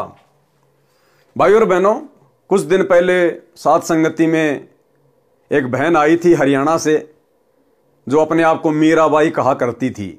तो भाई और बहनों, वो नकली मीराबाई है, वो वास्तव में मीराबाई नहीं है। उसने अपने विषय में झूठ फैलाया था कि मैं मीरा की आत्मा हूं, मीरा की आत्मा हूं। गुरुदेव क्या कह रहे हैं? उसका जन्म अब होगा, अभी हुआ नहीं है, यानी अब हो चुका होगा वर्तमान में। क्योंकि गुरुदेव ने मुक्ति बोध को लिखा कब? अपने जेल जाने के बाद, यानी 2014 के बाद गुरुदेव ने मुक्ति बोध को लिखा है। तो गुरुदेव कह रहे मीरा का मानव जन्म अब भक्ति युग में होगा। अब वर्तमान में हो सकता है हो चुका होगा ये पुस्तक लिखने के बाद। अगर हो चुका होगा तो मीरा तो मुश्किल से 7 या 8 वर्ष की होगी, और जबकि वो तो 60 साल की थी। और उसके बाद थोड़े समय के लिए वो सात संगति में आई, अपने आप को मीरा उसने घोषित किया, और कुछ समय बाद सात संगति से भी भाग गई और पंजाब के अमृतसर में जाकर गुरुद्वारे में बैठ गई। उसने अमृत छक लिया, यानी संत रामपाल जी के चरणामृत से उसका पेटा नहीं भरा, और पंजाब के अमृतसर में जाके गुरुद्वारे में जाकर सरदार नहीं बन गई। वो कटार वगैरह धारण कर ली, सर पे पगड़ी वगैरह धारण कर ली, और वहां पे अमृत छक लिया उसने। तो वो मीरा की आत्मा नहीं है। मीरा की आत्मा के विषय में परमात्मा क्या कह रहे हैं? मीरा जी का फिर मानव जन्म अब वर्तमान के भक्ति युग में होगा। अगर हो चुका होता तो परमात्मा कह देते कि मीरा आ चुकी है। लेकिन क्या कह रहे हैं गुरुदेव? मीरा जी का फिर मानव जन्म अब वर्तमान के भक्ति युग में होगा। तीनों नाम की दीक्षा मिलेगी, मोक्ष उसकी मर्यादा पर निर्भर करेगा। यानी गारंटी नहीं है कि अगर मीरा जी का वर्तमान में मानव जन्म हो गया, उसको शरण मिल गई, सार नाम मिल गया तो पार हो जाएगी। क्या कह रहे हैं गुरुदेव? मोक्ष उसकी मर्यादा पर निर्भर करेगा। इसलिए चाहे वर्तमान में नानक जी परमात्मा की शरण में आओ, चाहे मीराबाई आओ, चाहे धन्ना जी आओ, चाहे कोई कितने बड़ा महापुरुष या भगत जिनके नाम हैं, पंडित रामानंद जी, धर्मदास जी, सर्वानंद जी, नीरू नीमा, ये जितनी भी आत्माएं सब वर्तमान में आएंगी गुरुदेव की शरण में। तो गुरुदेव कह रहे शरण में आने से बात नहीं बनेगी भैया, मर्यादा फर्स्ट है। अगर मर्यादा में रहेंगे तो मोक्ष प्राप्त करेंगे, चाहे मीरा हो चाहे धर्मदास हो। तो इस भक्ति मार्ग में मर्यादाओं की कितनी बड़ी भूमिका है।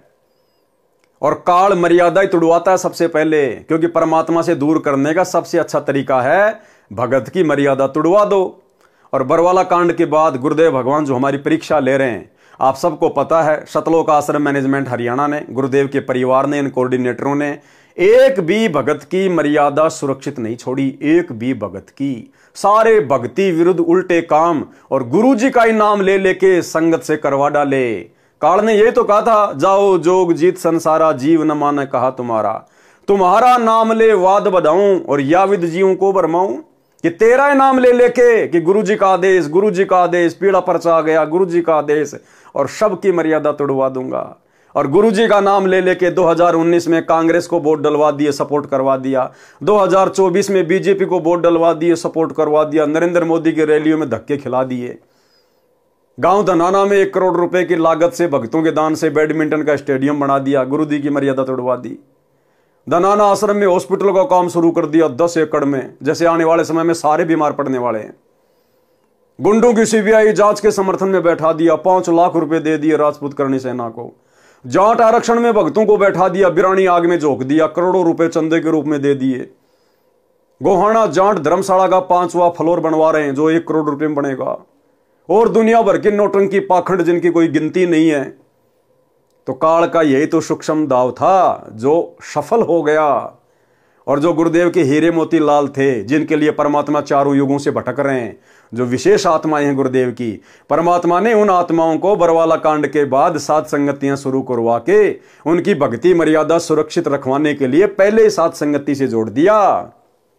तो साध संगति में जितने भी भगत भाई बहन जुड़े हुए हैं, आज चाहे उनकी आर्थिक स्थिति कैसी भी क्यों ना है, उनका शरीर रूप रंग कैसा भी क्यों ना है, आप और हम परमेश्वर की उन महानतम आत्माओं में से हैं। ये कोई मान बढ़ाई के लिए नहीं कह रहे हम। हमें पता है हकीकत क्या है, सच्चाई क्या है, कैसे परमात्मा ने अपनी आत्माओं को काल के जाल से सुरक्षित रखा साध संगतियां शुरू करवा के। मीरा जी का फिर मानव जन्म अब वर्तमान के भक्ति युग में होगा। तीनों नाम की दीक्षा मिलेगी। मोक्ष उसकी मर्यादा पर निर्भर करेगा। भैया अगर मर्यादा में रहेगी तो मोक्ष होगा, नहीं तो फिर 84 में जाएगी। यदि आजीवन विश्वास के साथ मर्यादा में रहकर तीनों नामों का जाप करती रही तो मोक्ष निश्चित है। वृंदावन में भी मीरा की आस्था श्री कृष्ण में कुछ कुछ थी। क्या कह रहे हैं परमात्मा? जब मीरा घर बार छोड़ के वृंदावन चली गई थी तो मीरा की आस्था उस समय श्री कृष्ण जी में थी, थोड़ी थोड़ी। और भैया चाहे थोड़ी थोड़ी हो चाहे ज्यादा ज्यादा हो, परमात्मा कहते हैं 100 वर्ष सतगुरु की पूजा एक दिन आन उपासी, वो अपराधी आत्मा फिर पड़े काल की फांसी। तो मीरा की आस्था श्री कृष्ण जी में थोड़ी थोड़ी थी, इसलिए उसने वृंदावन में जाने का विचार किया था। जब मीराबाई राणा के अत्याचारों से तंग आकर घर त्याग गई थी तो उस क्षेत्र में अकाल मृत्यु, महामारी, अकाल दुर्भिक्ष की मार शुरू हो गई थी। यानी राणा ने एक भगत को सताया, एक भगत को परेशान किया, एक संतनी को दुखी किया। और एक भगत के दुखी करने मात्र से परमात्मा कितना नाराज होता है, कितना रुष्ट होता है। परमात्मा कहते हैं, कबीर मेरे साधु को यानी मेरे भगत को दुख ना दीजियो कोई, और संत दुखी तो मैं दुखी, मेरा आपा भी दुखी होए। हिरणाकुश उदर उदारिया हम ही मार्या कंस, और जो सतावेगा मेरे भगत को उसका खो दूंगा वंश। तो एक भगत के दुखी होने से परमात्मा कितना दुखी होता है। और राणा की नगरी में उसके बाद महामारी फैल गई, अकाल पड़ गया, दुर्भिक्ष पड़ गया, हाहाकार मच गया। और वर्तमान में भाई और बहनों, इसीलिए दास बार बार आप भाई बहनों को सचेत करता है, अभी अगर कुछ ऐसा नहीं हो रहा है तो इसका मतलब यह नहीं कि होगा नहीं। अरे वहां तो खाली एक भगत को, मीरा को दुखी किया गया, जिस कारण से राणा की नगरी में हाहाकार मच गया, महामारी और अकाल। और यहां वर्तमान में हरियाणा में उस पूर्ण ब्रह्म परमात्मा अल्लाहों के अल्लाह सर्वेश्वर महेश्वर को, सतगुरु रामपाल जी भगवान को, इस कबीर परमात्मा को दुखी किया गया है। और 2014 बरवाला कांड के बाद से वे कहां बैठे हुए हैं। सोचिए आने वाले विनाशकारी समय में, युग परिवर्तन के दौर में हरियाणा के ऊपर क्या बीतेगी, हरियाणा के ऊपर क्या बीतेगी। और विशेषकर जहां परमात्मा निवास करते थे जिला हिसार में, वहां क्या बीतेगी। इसलिए भाई और बहनों, परमात्मा कहते दिल्ली मंडल पाप की भूमा। ये जो दिल्ली मंडल के अंतर्गत यानी दिल्ली के अधीन जो क्षेत्र है, इसमें यह हरियाणा पड़ता है। तो सोचिए भाई और बहनों, जब एक मीरा को, एक भगत को दुखी करने के कारण उस राजा की नगरी में ऐसी हाहाकार मच सकती है, तो वर्तमान में तो सम्राट को दुखी किया गया है, सम्राट को परेशान किया गया है, ना पहचान कर, जानबूझकर बकवाद करके, उनके विचार ना सुनकर, उनके सत्संग ना सुनकर, काल प्रेरणा से। तो सोचिए आने वाले समय में इस सरकार का क्या होगा, उस प्रदेश के वासियों का क्या होगा, किस किस प्रकार की आपदाएं आएंगी, आपत्तियां आएंगी। और फिर समाधान क्या होगा? समाधान वही होगा जो राणा को फिर पंडितों ने बताया, ज्योतिषियों ने बताया। क्या? जब मीराबाई राणा के अत्याचारों से तंग आकर घर त्याग कर गई तो उस क्षेत्र में अकाल मृत्यु, महामारी, अकाल दुर्भिक्ष की मार शुरू हो गई। ज्योतिषियों ने बताया कि आपके नगर से संत रुष्ट होकर चला गया है, जिस कारण से यह उपद्रव हो रहा है। समाधान बताया कि यदि वह संत जीवित मिल जाए और वापस मनाकर, क्या वापस मनाकर प्रसन्न करके लाया जाए, वो संत अपने आप आए, उससे बात नहीं बनेगी। उस संत को मनाकर, प्रसन्न करके, मनाना क्या होता है, प्रसन्न करना क्या होता है, पैर पकड़ पकड़ के, चरणामृत बना के, धो धो के पीकर, रो रो कर, अपने आंसुओं से उनके चरण कमल धोकर, उनको मनाकर, उनको प्रसन्न करके वापस लाया जाए तो तुम्हारी नगरी के हालात ठीक होंगे।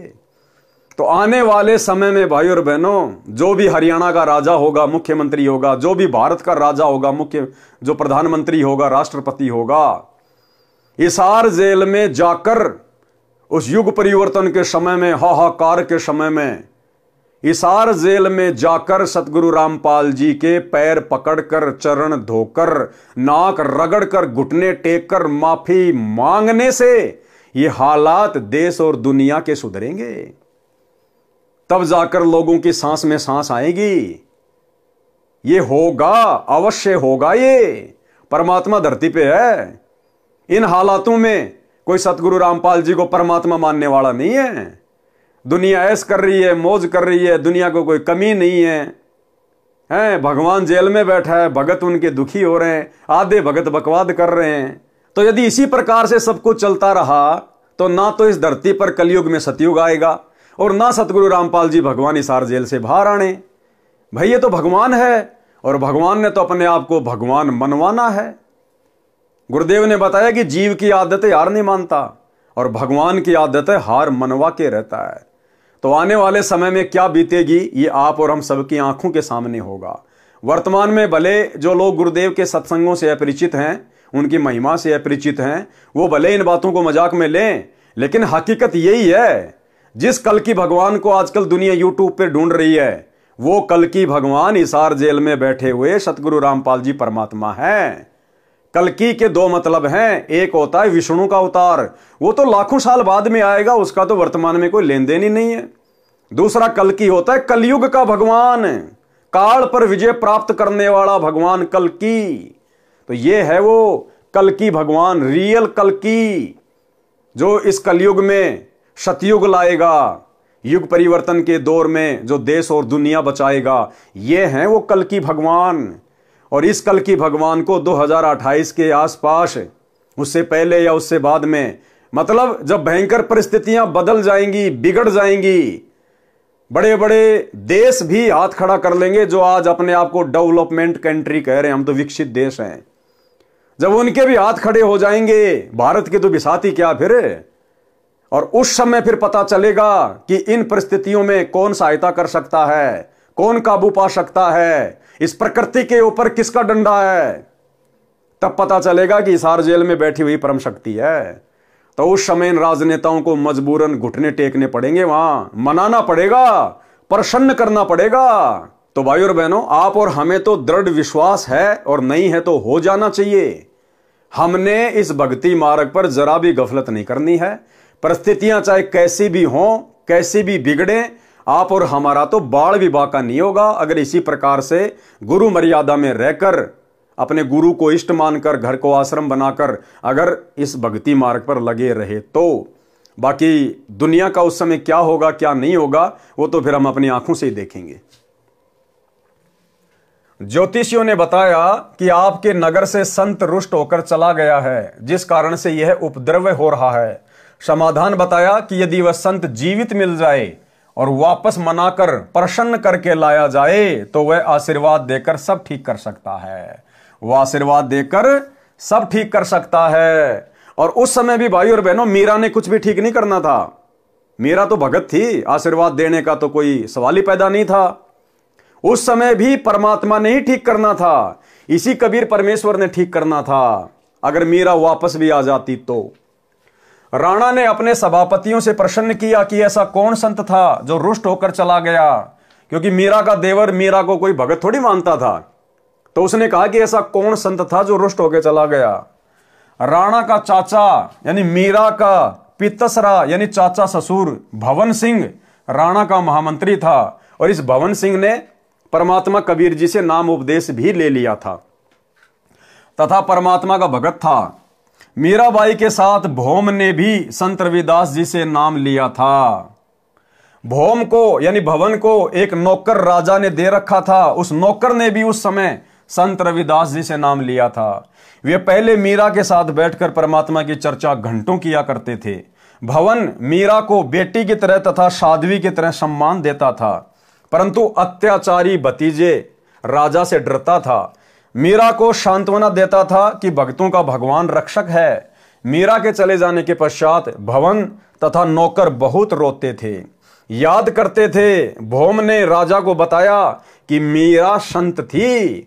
उस राणा को मीरा के चाचा ससुर भवन ने बताया कि मीरा संत थी, वह चली गई, इस कारण से यह सब अनिष्ट हो रहा है। राणा ने कहा कि उसे कौन ला सकता है। अब देखो, फिर भी अहंकार, फिर भी घमंड, फिर भी अहंकार, फिर भी घमंड। वो राणा खुद जाने को तैयार नहीं हुआ। अगर वो सैनिक या कोई और राणा के आदेश से मीरा को ले भी आते तो भी परमात्मा दया नहीं बख्शता, क्योंकि मैन अत्याचारी कौन था? जिसके अत्याचार से दुखी होकर मीरा वृंदावन गई थी, उसको जाना पड़ेगा, उस राजा को, उस राणा को जाना पड़ेगा।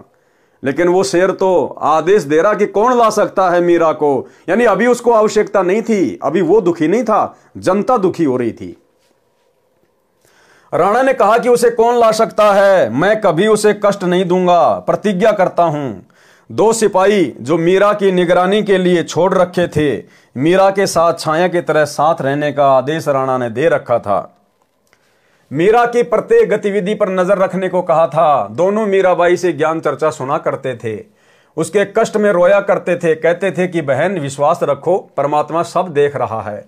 मीरा के अचानक चले जाने से उसकी दशा भी खराब थी, घंटों रोते थे। उन दोनों ने खड़ा होकर सभा में कहा कि हम मीरा को लौटा ला सकते हैं, यदि जिंदा मिल गई तो। राजा ने कहा कि यदि नहीं आई तो क्या करोगे? वे बोले कि हम भी लौट कर नहीं आएंगे। अब देखो कितना अभिमान था उसके अंदर। कह रहा यदि मीरा नहीं आई तो फिर तुम्हारे साथ में क्या होना चाहिए, यानी फिर तुम्हारे को सजा मिलेगी। अभी भी उसमें अहंकार। तो भाइयों और बहनों, आज वर्तमान में सतगुरु रामपाल जी भगवान उस युग परिवर्तन के दौर में जनता के हाथ पैर जोड़ने से नहीं आएंगे। जो मुख्य लोग हैं, जो देश की व्यवस्था को संभालते हैं, जो राजा लोग हैं, मंत्री प्रधानमंत्री हैं, वो जब जाएंगे रोएंगे, गिड़गिड़ाएंगे। और ये उस समय गिड़गिड़ाएंगे जब सारी सत्ता, सारी हेकड़ी जब इनके हाथ से निकल जाएगी, जब इन राजनेताओं की खुद की जान के ऊपर बात आएगी ना कि अब तुम्हारे प्राण नहीं बचेंगे, उस समय ये गिड़गिड़ाते हुए जाएंगे हिसार जेल में अपने बाप के चरणों में नाक रगड़ने के लिए। और उस समय फिर परमात्मा विचार करेगा कि क्या करना है, क्या नहीं करना है। उन दोनों ने खड़ा होकर सभा में कहा कि हम मीरा को लौटा ला सकते हैं, यदि जिंदा मिल गई तो। राजा ने कहा कि यदि नहीं आई तो क्या करोगे? वे बोले कि हम भी लौटकर नहीं आएंगे। दोनों मीराबाई की खोज में निकले। पता चला कि बहुत सारे संत स्त्री पुरुष वृंदावन में रहते हैं। वहां मीराबाई मिल गई, लौट चलने की प्रार्थना की। बताया कि राजा के राज में उपद्रव हो रहे हैं। ब्राह्मणों ने बताया है कि मीरा वापस आएगी तो सब ठीक होगा। राणा ने कहा है कि आगे से मीरा को कोई कष्ट नहीं दूंगा, आप चलो। मीरा ने कहा कि भाई अब नहीं जाऊंगी। उन्होंने कहा कि यदि आप नहीं चलोगी तो हम प्रतिज्ञा करके आए हैं कि यदि मीरा जीवित मिल गई तो हमारी बात को मान लेगी। राणा ने कहा कि यदि नहीं आई तो क्या करोगे? हमने कहा है कि हम भी नहीं आएंगे। बहन जी, हमारे परिवार की ओर देखकर चलो। मीराबाई बोली कि यदि मैं संसार छोड़कर गई होती तो भी तो लौट जाते। सिपाहियों ने कहा कि फिर तो लौटना ही था। उसी समय मीरा ने एक तारा वाला यंत्र उठाया, परमात्मा की स्तुति करने लगी, आंखों से प्रेम के आंसू बहने लगे। उसी समय श्री कृष्ण जी की मूर्ति में समा गई। अब श्री कृष्ण जी की मूर्ति में समाने वाली भाई और बहनों उस समय मीरा नहीं थी। अरे मीरा तो एक भगत थी बेचारी, मीरा तो एक भगत थी। उसमें कोई रिद्धि सिद्धि थोड़ी थी, कोई जंत्र मंत्र थोड़े जानती थी वो। उस समय कबीर परमात्मा सतगुरु रामपाल जी भगवान मीरा के रूप में बैठे हुए थे। मालिक अंतर्यामी, उनको पता था कि सैनिक आ रहे हैं और परमात्मा ने उस समय वो लीला घटित करनी थी। यानी आज आप और हमें ये विश्वास दिलाना था कि मीरा की आस्था, मीरा की श्रद्धा परमात्मा से उपदेश लेने के बाद भी थोड़ी थोड़ी श्री कृष्ण जी में थी। अन्यथा अगर मीरा भी मान लो अगर रिद्धि सिद्धि वाली हो गई थी और यदि उसने अपनी मर्यादा तोड़ दी और जादू जंत्र करके अगर श्री कृष्ण जी की मूर्ति में समा गई, तो इससे भी यही सिद्ध होता है कि मीरा कबीर परमात्मा के उपदेश को फॉलो नहीं कर पाई, उनके ज्ञान को अच्छे से नहीं समझ पाई, मीरा की आस्था श्री कृष्ण जी से हट नहीं पाई। अन्यथा श्री कृष्ण जी की मूर्ति में समाने का क्या मतलब था? अपने परमात्मा का वैसे ध्यान करती रहती, जमीन में समा जाती। श्री कृष्ण जी की मूर्ति में समाने का क्या मतलब था? यानी गुरुदेव भगवान आप और हमारी आंखें खोलने के लिए कि मीरा कितनी अच्छी आत्मा थी, कितना संघर्ष किया, परमात्मा उसके कितना साथ थे, लेकिन परमात्मा भी उस समय फेल हो जाता है जब ये जीव जरा सी भी आस्था अपने गुरु से हटाकर, अपने परमात्मा से हटाकर किसी अन्य देव में लगा लेता है। 100 वर्ष सतगुरु की पूजा एक दिन अनुपासी, वो अपराधी आत्मा फिर पड़े काल की फांसी। तो आप और हमारे लिए शिक्षा है, एक उदाहरण पेश किया गुरुदेव ने मीरा का रूप बना के और उस मूर्ति में समाकर, क्योंकि मीरा की श्री कृष्ण में आस्था समझो मूर्ति में समा गई, बात एक ही है। तो आप और हमें शिक्षा देना चाह रहे हैं गुरुदेव भगवान की, वर्तमान में तुम मीरा जितनी भी गलती मत कर देना। जहां आशा तहां बाशा होई, मन कर्म वचन सुमरियो सोई। अगर ये भक्ति करते करते इस कलयुग की पिछली पीढ़ी में अगर तुम्हारी अपने गुरु के अलावा किसी अन्य में जरा सी भी आस्था रह गई, जैसे आज सतलोक आश्रमों से जुड़े हुए 90% भगत भाई बहनों की थोड़ी सी नहीं, आधी नहीं, पूरी की पूरी आस्था उस दाढ़ी मूंछ वाली कबीर जी की समझे जाने वाली नकली फोटो में है। यानी वही बात है भाई और बहनों, जहां से परमात्मा ने उठाया था संगत वहीं जाके खड़ी हो गई। पहले देवी देवताओं को छोड़ने को तैयार नहीं थी, अब उस दाढ़ी मूंछ वाले कबीर जी की मुर्दा फोटो को छोड़ने को तैयार नहीं है। अब क्या करे भगवान? परमात्मा समझा ही सकता है, रो ही सकता है, प्रमाण दे सकता है, सीना फाड़ के नहीं दिखाएगा कि मैं कबीर हूं तुम्हारा गुरु। तो ये तो हमने तत्व ज्ञान को आधार बनाकर ही समझना पड़ेगा। तो आप और हमारा सौभाग्य साथ संगति से जुड़े हुए भाई बहनों का, जो परमात्मा ने आस्था और श्रद्धा का नामो निशानी खत्म कर दिया किसी अन्य देव में, महादेव में, और वो दाढ़ी मूंछ वाली कबीर जी की फोटो को परमात्मा ने हम सभी सत्सेवकों में प्रेरणा करके टूक टूक करवा दिया, फड़वा दिया, सोशल मीडिया पर वीडियो बनवा दिए दूसरे लोगों को भी संदेश देने के लिए। तो ये साथ संगति गुरुदेव भगवान का विशेष मिशन है, 13वां यथार्थ कबीर पंथ है। उसी समय मीरा जी ने एक तार वाला यंत्र उठाया, परमात्मा की स्तुति करने लगी, आंखों से प्रेम के आंसू बहने लगे।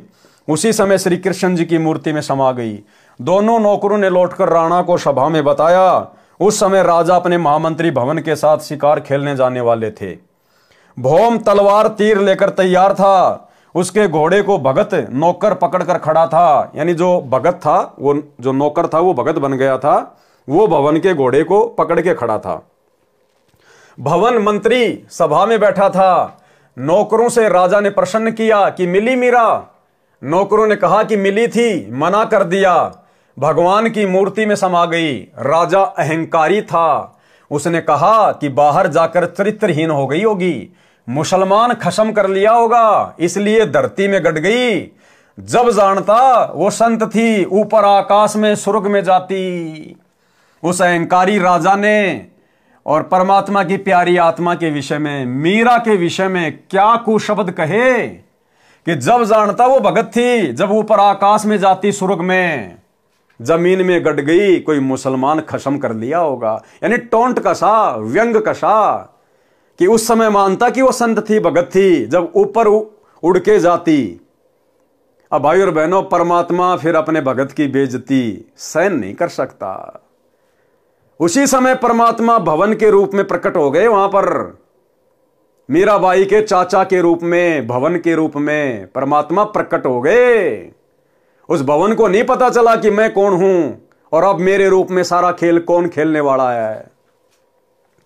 तब जानता वो संत थी, जब ऊपर आकाश में स्वर्ग में जाती। उस समय भवन भगत खड़ा हुआ और बोला, हे अपराधी। अब हमने पहले क्या पढ़ा, वो तो बहुत डरता था वो अपने भतीजे से। वो जो भवन था, महामंत्री था उसका, वो अपने भतीजे से डरता था। लेकिन उस समय क्या हुआ, तुरंत खड़ा हुआ भरी सभा में और क्या कहा अपने भतीजे को कि हे अपराधी। उस समय भाई और बहनों वो सारी भूमिका, वो सारा रोल कबीर परमात्मा सतगुरु रामपाल जी भगवान ने अपने हाथ में ले लिया। जिस प्रकार आपने कबीर सागर के सरलार्थ में पढ़ा कि हनुमान जी द्रोणागिरी पहाड़ को उठाकर लंका ले गए। गुरुदेव ने क्या बताया, वो उठाता हुआ हनुमान दिखाई दे रहा था, लेकिन सूक्ष्म रूप में हनुमान जी के हाथों के नीचे हाथ किसने दिए? इसी कबीर परमात्मा सतगुरु रामपाल जी भगवान ने। तो इसी प्रकार वो बोलता हुआ तो भवन दिखाई दे रहा था, लेकिन उस समय वो रोल कबीर परमात्मा सतगुरु रामपाल जी ने अपने हाथ में ले लिया। उसी समय भवन भगत खड़ा हुआ और बोला, हे अपराधी, उस देवी के लिए ऐसे कटे जले शब्द ना बोल। यदि वह ऊपर चली जाती तो भी तूने नहीं मानना था, तेरा पाप नहीं मानने देता। मैं जा रहा हूं स्वर्ग में, देख ले। भौम सबके सामने घोड़े पर सवार हो गया, तलवार भी हाथ में थी। घोड़ा ऊपर को उठने लगा तो नौकर रोने लगा कि मालिक, मैं कैसे अकेला इस अन्यायी के राज्य में रह सकूंगा, मुझे भी साथ ले चलो। यूं कहते कहते नौकर भगत ने घोड़े की पूंछ पकड़ ली, वह भी घोड़े से लटक कर ऊपर चल दिया। घोड़े, जूतों व गुलाम सहित भवन स्वर्ग गया। ये सारा खेल कबीर भगवान का, कबीर परमात्मा का, ये सारा खेल भाई और बहनों पूज्य गुरुदेव भगवान का। अब आगे आपको पता चलेगा कि भवन बेचारा कितना दिल का कमजोर था और कितना भय मानता था अपने भतीजे से। और भवन कैसे घोड़े पे चढ़कर स्वर्ग चला जाएगा, और क्यों जाएगा भाई भवन स्वर्ग में? वो स्वर्ग की भक्ति कर रहा था क्या? वो तो कबीर परमात्मा की भक्ति कर रहा था। हमारे को तो स्वर्ग में जाना ही नहीं। लेकिन परमात्मा ने यहां फिर यह साबित किया मीराबाई की तरह कि भवन की आस्था भी स्वर्ग में थी, उसकी आस्था भी श्री विष्णु जी में थी। भले नाम रविदास जी से ले रखा था, भले मंत्र ये वाले जाप करता था, लेकिन आस्था मूल ज्ञान के अभाव में, भक्ति के कंप्लीट कोर्स के अभाव में उन आत्माओं की आस्था अपने उन्हीं इष्ट देव में रही। कोई श्री कृष्ण जी को मानता, कोई शंकर को मानता, कोई माता जी को मानता। इसलिए परमात्मा ने आप और हमें शिक्षा देने के लिए ये उदाहरण पेश किया कि उनकी आस्था पूर्णतया परमात्मा में नहीं बनी थी, और जिसको टारगेट मान के वो भक्ति कर रहे थे, परमात्मा ने वहीं उनको पहुंचा दिया स्वर्ग में। और उस अहंकारी राजा के सामने इस प्रकार की लीला दिखा के परमात्मा ने उसको भी भरी सभा में नीचा दिखाना था कि हो सकता है इस अन्याय का थोड़ा बहुत अहंकार टूट जाए। यूं कहते कहते नौकर भगत ने घोड़े की पूंछ पकड़ ली, वह भी घोड़े से लटक कर ऊपर चल दिया। घोड़े, जूतों व गुलाम सहित भवन स्वर्ग में गया। विशेष एक नित्यानंद जी महाराज गांव माजरा जिला रोहतक में जटेला तालाब पर साधना किया करते थे। जटेला तालाब 4 गांव की सीमा पर माजरा की सीमा में है। गांव है माजरा, बिगावा, बास, अचीना आदि आदि। ये दादरी जिले के हैं। उनके विषय में कहा जाता है कि वे सशरीर ऊपर गए हैं। वे श्री विष्णु जी के पुजारी थे। उनको ऊपर जाते किसी ने आंखों तो नहीं देखा, परंतु पूर्ण विश्वास यही है। संत गरीबदास जी स्पष्ट करना चाहते हैं कि श्री रामचंद्र के साथ सब अयोध्यावासी स्वर्ग गए थे। राजा हरिश्चंद्र के साथ काशीवासी सब स्वर्ग गए थे, परंतु जन्म मरण न तो श्री रामचंद्र जी का समाप्त हुआ, वे श्री कृष्ण रूप में जन्मे फिर मरे, न राजा हरिश्चंद्र का जन्म मरण समाप्त हुआ, वे 10वें अवतार के रूप में आगे जन्म लेंगे। करोड़ों व्यक्तियों को मारकर कोरे पाप इकट्ठे करेंगे, नरक में गिरेंगे। नित्यानंद जी तथा भौम जैसों की गिनती क्या की जाए। केवल कबीर परमात्मा की सत्य साधना 3 बार दीक्षा वाली अधिकारी से लेकर करने से जन्म मरण सदा के लिए समाप्त हो जाता है। वर्तमान में मेरे यानी संत रामपाल के अतिरिक्त विश्व में किसी को 3 बार की दीक्षा देने का अधिकार नहीं है। ये वीडियो के माध्यम से मेरा इलेक्ट्रॉनिक शरीर हजारों वर्ष कलयुग में दीक्षा देगा। अरब खरब मानव स्त्री पुरुष जो दीक्षा लेकर मर्यादा में रहकर आजीवन भक्ति करेंगे तो मोक्ष में कोई शंका नहीं है। भवन मंत्री भगत की रक्षा परमात्मा ने की। यानी ये जो घटना है, जब भवन घोड़े सहित स्वर्ग में गया था, उससे पहले की घटना है कि क्या घटना घटी थी जो परमात्मा ने उसकी रक्षा की। और इस घटना से आपको समझ में आएगा कि घोड़े के ऊपर उस समय भवन के रूप में स्वर्ग जाने वाला कौन था। भवन मंत्री भगत की रक्षा परमात्मा ने की। भगत भवन महामंत्री था, राजा का चाचा था तथा बहुत वफादार था। राणा अपना चाचा होने के नाते तथा निष्कपट से सेवा करने के कारण भवन पर बहुत विश्वास करता था। भवन को परमात्मा पर पूर्ण विश्वास था। एक अन्य मंत्री चाहता था कि मैं महामंत्री बनूं तो सब कमांड मेरे हाथ में आ जाए। अब महामंत्री भवन के अधीन रहना पड़ता है, वह जो कहता है वही करना पड़ता है, मेरी नहीं चलती।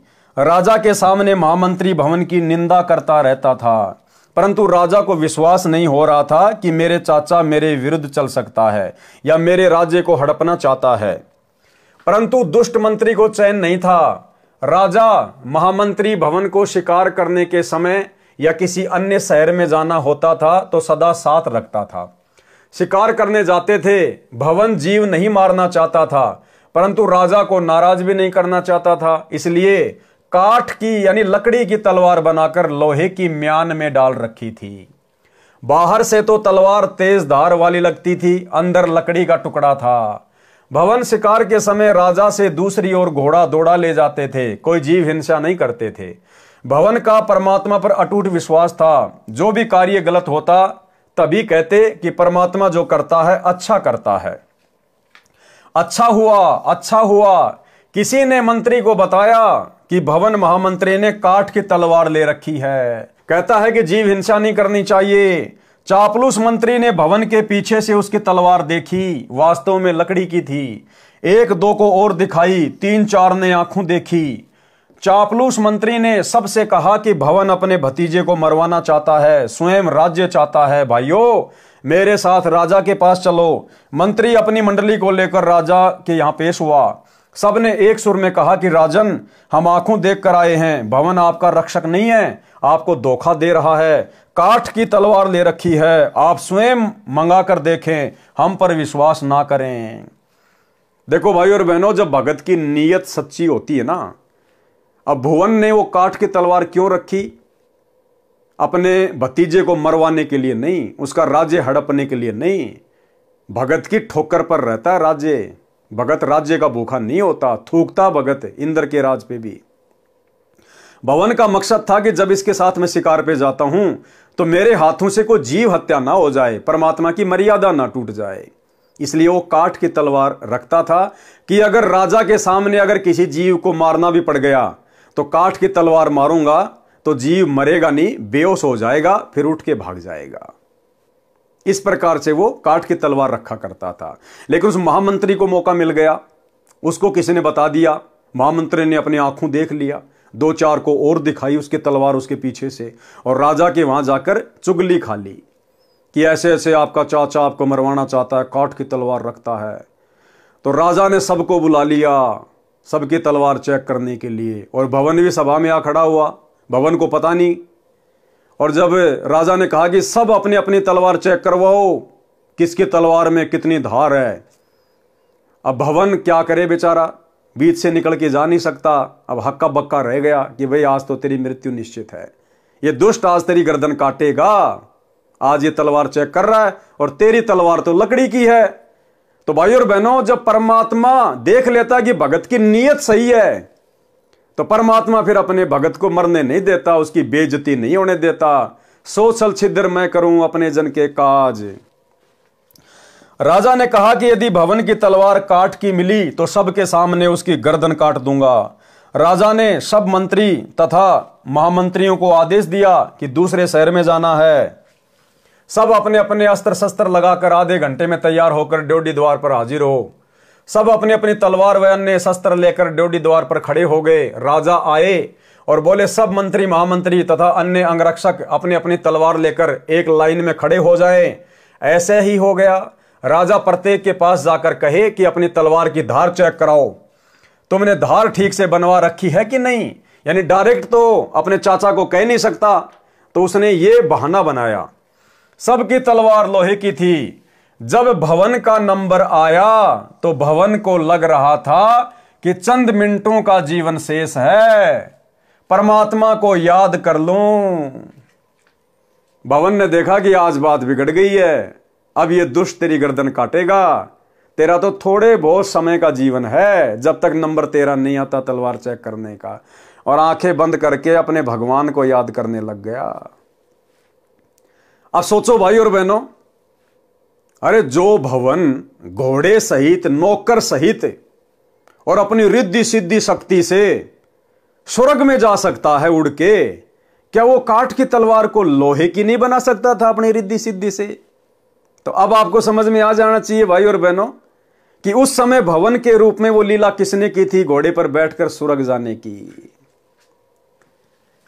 राजा प्रत्येक के पास जाकर कहा कि तलवार की धार चेक कराओ, तुमने धार ठीक से बनवा रखी है या नहीं?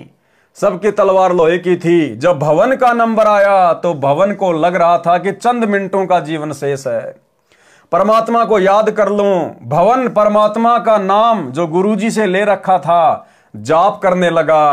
आप और हमें एक और शिक्षा दे रहे हैं गुरुदेव भगवान, जब कभी कभार तुम्हारे सामने भी इस प्रकार की परिस्थिति पैदा हो जाए, तुम्हारे को कुछ भी समझ में ना आए, तो उस समय फिर अपनी तिगड़मबाजी को छोड़कर अपना दिमाग इधर उधर दौड़ाने के बजाय और जो सुमरण दे रखा है गुरुदेव भगवान ने, अपने परमात्मा में ध्यान लगा देना चाहिए। कोई विशेष संकट आता दिखाई दे, कोई परेशानी दिखाई दे, तो उस समय सुमरण ही हमारा हथियार होना चाहिए, सुमरण ही हमारा सहारा होना चाहिए। फिर परमात्मा आपत्ति को टाल देता है। भवन परमात्मा का नाम जो गुरुजी से ले रखा था जाप करने लगा। राजा ने कहा कि महामंत्री तलवार म्यान से निकाल। भवन को पता ही नहीं चला कि कब तलवार म्यान से बाहर निकली, वह तो अंतिम श्वास ले रहा था। अब भवन के तो होश उड़ गए, उसको तो पता ही नहीं, परमात्मा ने उसको निष्क्रिय कर दिया।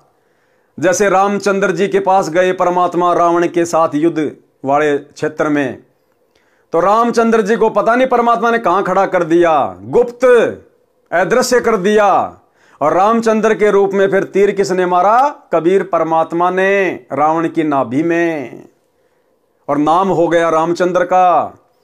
तो ठीक इसी प्रकार जब भवन का नंबर आया तो भवन ने देखा भैया बस तेरा लास्ट समय आ गया, गुरुजी को याद कर ले। वो तो अपना सुमरण में ध्यान लगा लिया, परमात्मा ने उसकी बुद्धि ऑफ कर दी, उसको तो कुछ नहीं पता क्या हो रहा है क्या नहीं हो रहा है। और उस समय वो दुनिया को भवन दिखाई दे रहा था, लेकिन उसी समय सूक्ष्म रूप में परमात्मा आ गए और तलवार निकाली। भवन को नहीं पता कब तलवार निकल गई, कब चेक हो गई। और जैसे ही तलवार निकाली, परमात्मा ने भवन का रूप बना के वो तलवार स्टेनलेस स्टील की, जितने भी लोग थे सबसे ज्यादा चमकदार बिजली की तरह यूं चमक रही तलवार, सब लोग हक्का बक्का रह गए। अरे इसके पास में ऐसी गजब की तलवार कहां से आ गई? अभी तो हमने अपनी आंखों से देखा था लकड़ी की तलवार थी।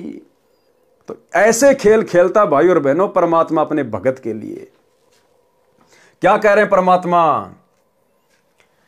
राजा ने कहा कि महामंत्री तलवार म्यान से बाहर निकाल। भवन को पता ही नहीं चला कि कब तलवार म्यान से बाहर निकल गई, वह तो अंतिम श्वास ले रहा था। ज्यों ही भवन ने पूरे वेग के साथ तलवार म्यान से बाहर निकाली तो तलवार लोहे की थी। उसकी चमक आंखों को ऐसे लग रही थी जैसे आकाशीय बिजली का चमका लगा हो। देखने वाले जो आंखों देख चुके थे कि भवन की तलवार लकड़ी की थी, उनको अपनी आंखों पर भरोसा नहीं हो रहा था। इस घटना के पश्चात भवन की आस्था परमात्मा में पूर्ण रूप से दृढ़ हो गई, परंतु दुष्ट मंत्री बाज नहीं आया। तो भाई और बहनों, ये सारी की सारी जो कथाएं हैं, जो कहानियां हैं, ये गुरुदेव भगवान आप और हमारे विश्वास को वर्तमान में इस कलयुग की पिछली पीढ़ी में अपने चरणों में दृढ़ करने के लिए लिख रहे हैं कि आप लोगों ने भी इतना विश्वास अपने गुरुदेव भगवान पर होना चाहिए। उसके बाद परमात्मा ना जाने आपके रूप में क्या क्या खेल खेल देगा, होनी को अनहोनी कर देगा। साहिब से सब होता है, बंदे से कुछ नहीं, वो राई से पर्वत कर दे, फिर पर्वत से राई। परमात्मा जो चाहे सो कर दे, भरम पड़ो मत कोई। और सेव दड़ पर शीश चढ़ाया, पाछे करी रसोई। मोला जल से थल करे, थल से जल कर देत, और साहिब तेरी साई भी शाम कहूं के श्वेत। तो यह आप और हमारे लिए शिक्षा है कि अपने गुरु पर अगर विश्वास करो तो इतना करो जैसे भवन ने किया। फिर देखना परमात्मा कैसे आपत्तियों के बादल शीतल हवा चला के टाल देता है। परंतु दुष्ट मंत्री बाज नहीं आया। लेकिन जो मंत्री था, जो महामंत्री बनना चाहता था भवन को हटवा कर, वो अपनी हरकतों से बाज नहीं आया। और फिर एक ऐसी घटना और घट गई। परमात्मा जो करता है अच्छा करता है। परमात्मा इस घटना के माध्यम से भी हमें यह संदेशा देना चाहते हैं कि भगत के जीवन में भक्ति करते करते समय चाहे कैसे ही ओछी मंदी घटना घटित क्यों ना हो जाए, वो भगत के लिए बहुत हितकारी है, लाभकारी है। क्योंकि भविष्य का सतगुरु को पता होता है, हमें पता नहीं होता। तो भगत ने कभी भी अपने आप को कमजोर नहीं पड़ने देना।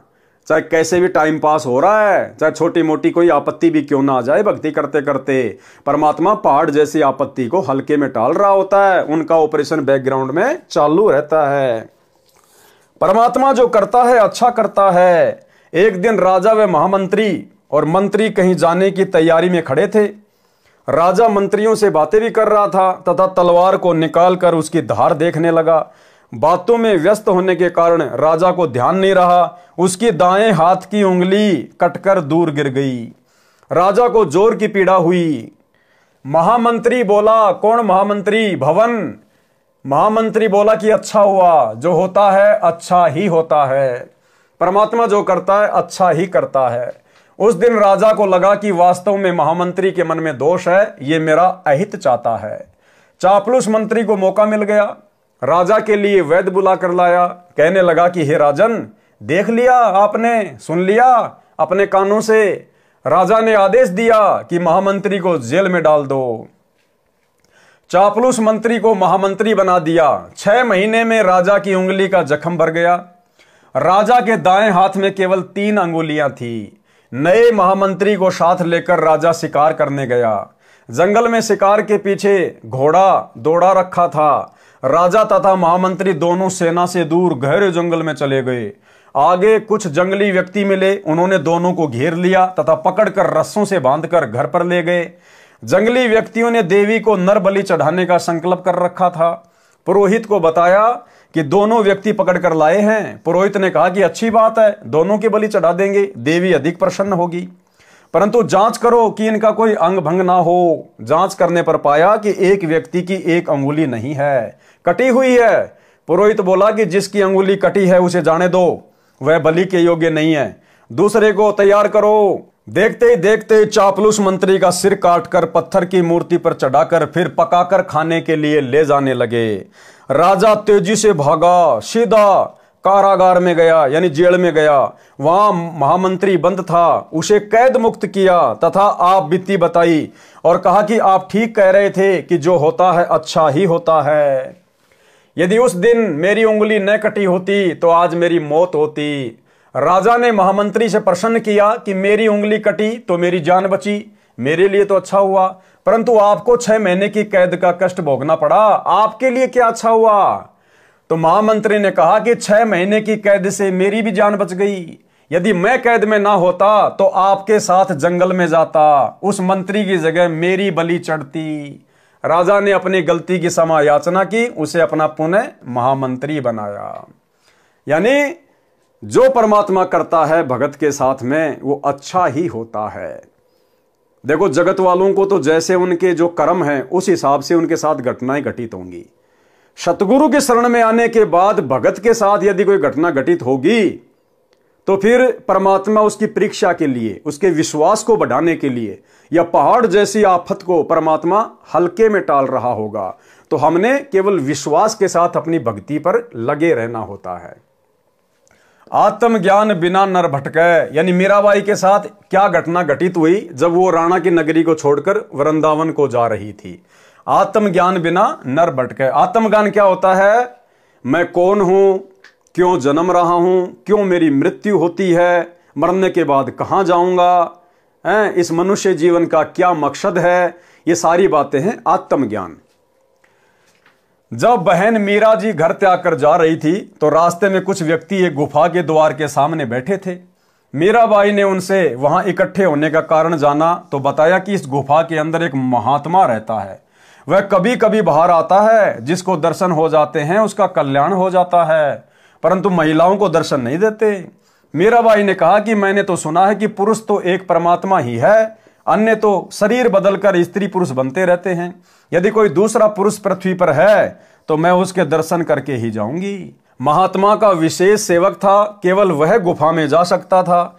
सेवक से महात्मा पता कर लेता था कि कोई स्त्री तो बाहर नहीं बैठी है। सेवक ने बताया कि एक साध्वी आई है, वह कहती है कि मैं तो दर्शन करके ही जाऊंगी। महात्मा बाहर आया। मीराबाई ने कहा कि महाराज, मैं जानना चाहती हूं कि इस 5 तत्व के बने मानव शरीर में स्त्री तथा पुरुष के तत्व में क्या अंतर है? केवल एक पुरुष है, परमात्मा। आप अन्य पुरुष कैसे हो? आत्मा शरीर धारण करती है, नर मादा का अभिनय करती है।